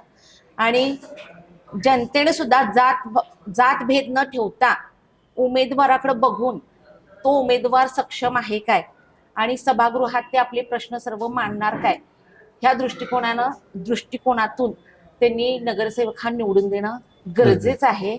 आणि आता मी एक महिला आहे म्हणून मी महिलांबद्दल बोलते की महिला सक्षमीकरण गरजेचं आहे. आज महिला अनेक उद्योगधंद्यासाठी म्हणजे महिलांना गरज आहे त्याची. मग घर बसल्या काय पापड लोणच्यांची कामं करत असतात, पण त्यांना मार्केटिंग चांगलं मिळत नाही. मग त्याच्यासाठी मार्गदर्शन देण्यासाठी आम्ही महिला त्यांना एखादं प्रशिक्षण माध्यमातून त्यांना मार्केटिंग कसं करावं हे आम्ही त्यांना समजावून सांगत असतो. दुसरी गोष्ट, आज आपल्या कोल्हापूरमध्ये वाहतुकीचं कोंडी जास्त झालेली आहे. पुन्हा आपलं जे वाहतूक आणि महालक्ष्मीच्या मंदिरात आई महालक्ष्मीच्या दर्शनासाठी लाखो भाविक येतात, तर त्यांची पार्किंगची सुद्धा सुविधा व्यवस्थित होत नाही. त्यासाठी एक तो कोल्हापूरचा माझा स्वच्छ सुंदर कोल्हापूर होण्यासाठी आपण योग्य तो नगरसेवक निवडून देणं गरजेचं आहे. आणि मुख्यमंत्री लाडकी बहीण योजनेचे अध्यक्ष असल्यामुळे मी अनेक महिलांपर्यंत पोहोचलेला आहे. 1,500 रुपये ही जास्त अमाऊंट नाही आहे, पण सोन्याचा चमचा घेऊन आलेल्या लोकांना म्हणजे विरोधकांना वाटते 1,500 रुपये म्हणजे ही छोटी गोष्ट आहे. पण आम्ही जिथं जातोय 1,500 रुपये म्हणजे इतके गरजेचे आहेत त्यांना की महिना आला की ती वाट बघत असतात किंवा फोन करून विचारतात की 1,500 रुपये ताई कधी येणार. तर महिलांना हे 1,500 रुपयाची जी आपल्याला मुख्यमंत्री देवेंद्र फडणवीस साहेब असू देत, उपमुख्यमंत्री आपले शिंदे साहेब असू देत किंवा अजितदादा असू देत, यांनी ही महिलांसाठी योजना आणलेली आहे ती खरोखर चांगली आहे. आणि पुढे बघायला गेलं तर हद्दवाढ ही करायला गेल्यानंतर तुम्हीच विरोध करताय. आणि जर काय तुमच्याच शहरातले जर काय नेते मंडळी कोल्हापूरमध्ये येऊन राहतात आणि तुम्हाला सांगतात की हद्दवाढ करून देऊ नका, हा मेन एक प्रश्न आहे. आणि हद्दवाढ करत असताना हद्दवाढ नको म्हणताय, पण कोल्हापूरचं तुम्हाला सगळं पाहिजे. एसटीतून वर्दळ तुमची जास्त आणि हॉस्पिटल असतील ते कोल्हापूरमध्ये, साप चावला तरी आपल्याला सरकारी CPR यायला लागते. हे पूर्ण विचार करून हद्दवाढ करणं गरजेचं आहे. आणि आज 50% आरक्षण महिलांना दिलेलं आहे, तर नगरसेवकच्या ह्याच्यात पण महिलांना जास्तीत जास्त 50% आरक्षण दिलेलं आहे. आणि प्रामुख्यानं नगरसेवक सुंदर हे कोल्हापूर होण्यासाठी चांगला उमेदवार आपल्याला निवडून देणं गरजेचं आहे. प्रथमतः तरुण भारतने राऊंड टेबल कॉन्फरन्स आयोजित केली याबद्दल त्यांचे आभार, धन्यवाद आणि अभिनंदन. या ठिकाणी दुसऱ्यांदा मी आलो. पूर्वी ओबीसीसाठी एकदा आलो होतो, आज दुसऱ्यांदा आलो. दुसरी गोष्ट अशी की मी राजकारणी नाही. एक माजी मुख्याध्यापक, Maharashtra high school junior college Kolhapur, हे सगळे जे आहेत ना, त्या सर्वांचं ऐकून मी खऱ्या अर्थानं भाग्यवान आहे असं वाटू लागलं, कारण चांगले विद्यार्थी मी तयार केले. म्हणजे सगळे नसले संजय तर आमचा एक महाराष्ट्र हायस्कूलचा एक विद्यार्थी इथे होते. एक गोष्ट. दुसरी गोष्ट अशी की सर्वांचं ऐकलं. सर्वांना असं म्हणायचं आहे की कोल्हापुरी स्वच्छ व्हावं, आदर्श व्हावं, चांगलं व्हावं.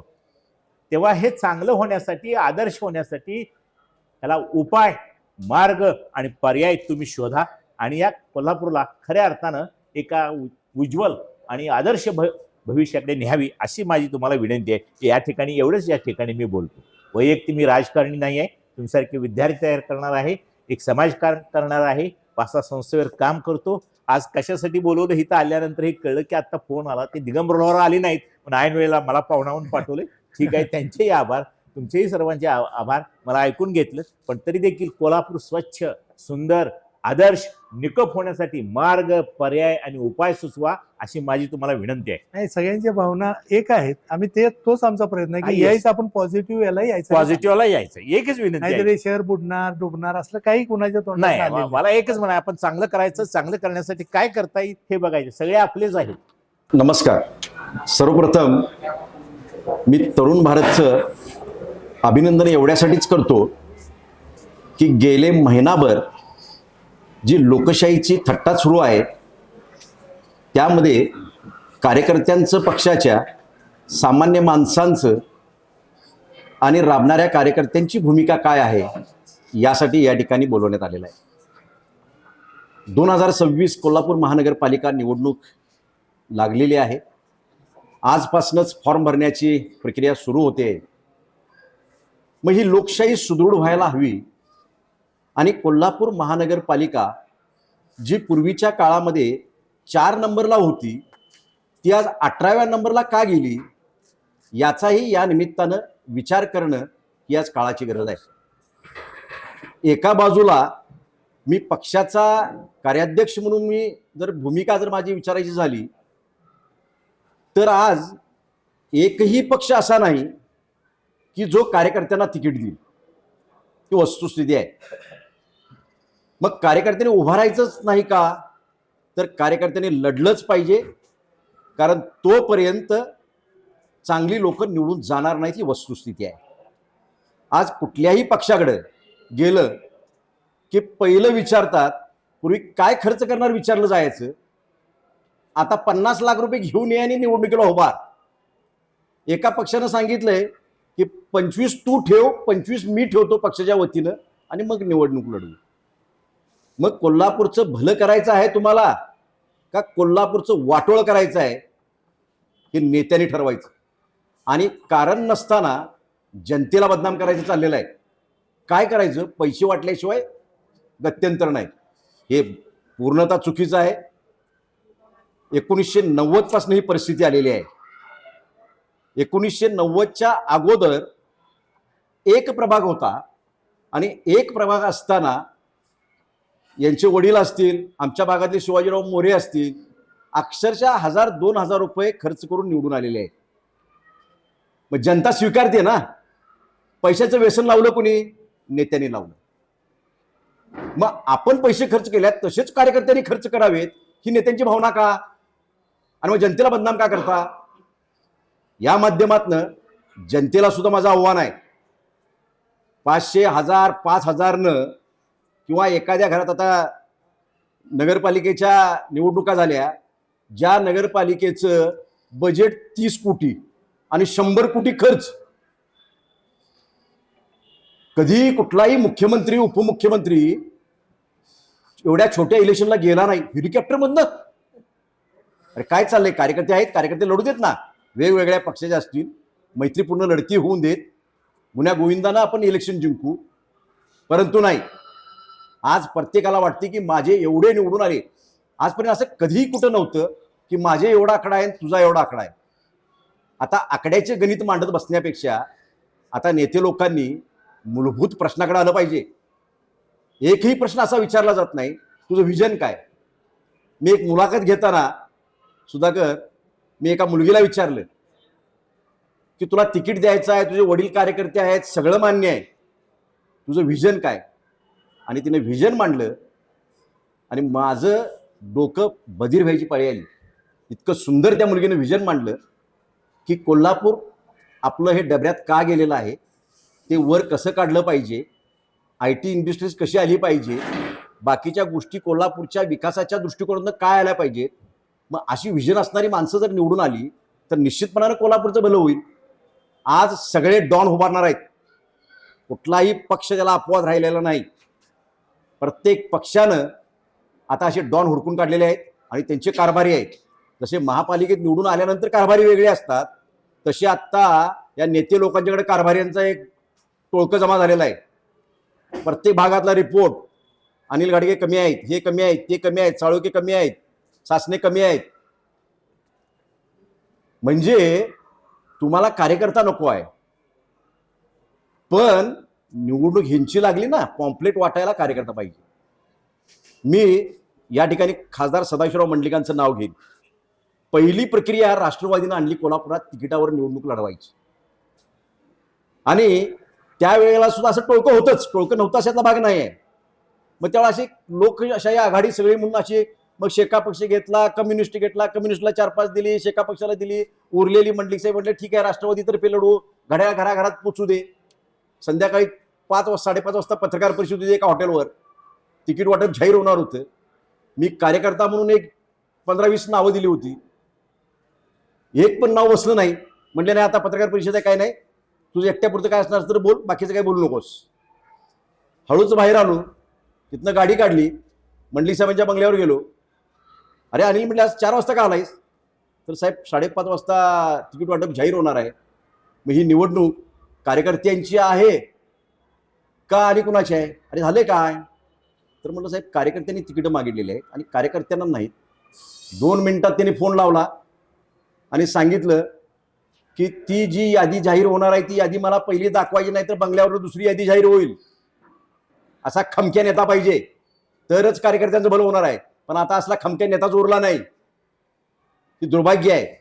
आणि मग ती यादी आली, माझी यादी मागून घेतली, ही सगळी नावं बसली पाहिजेत, मला फक्त घड्याळा घराघरात पोचवायचं आहे म्हणली.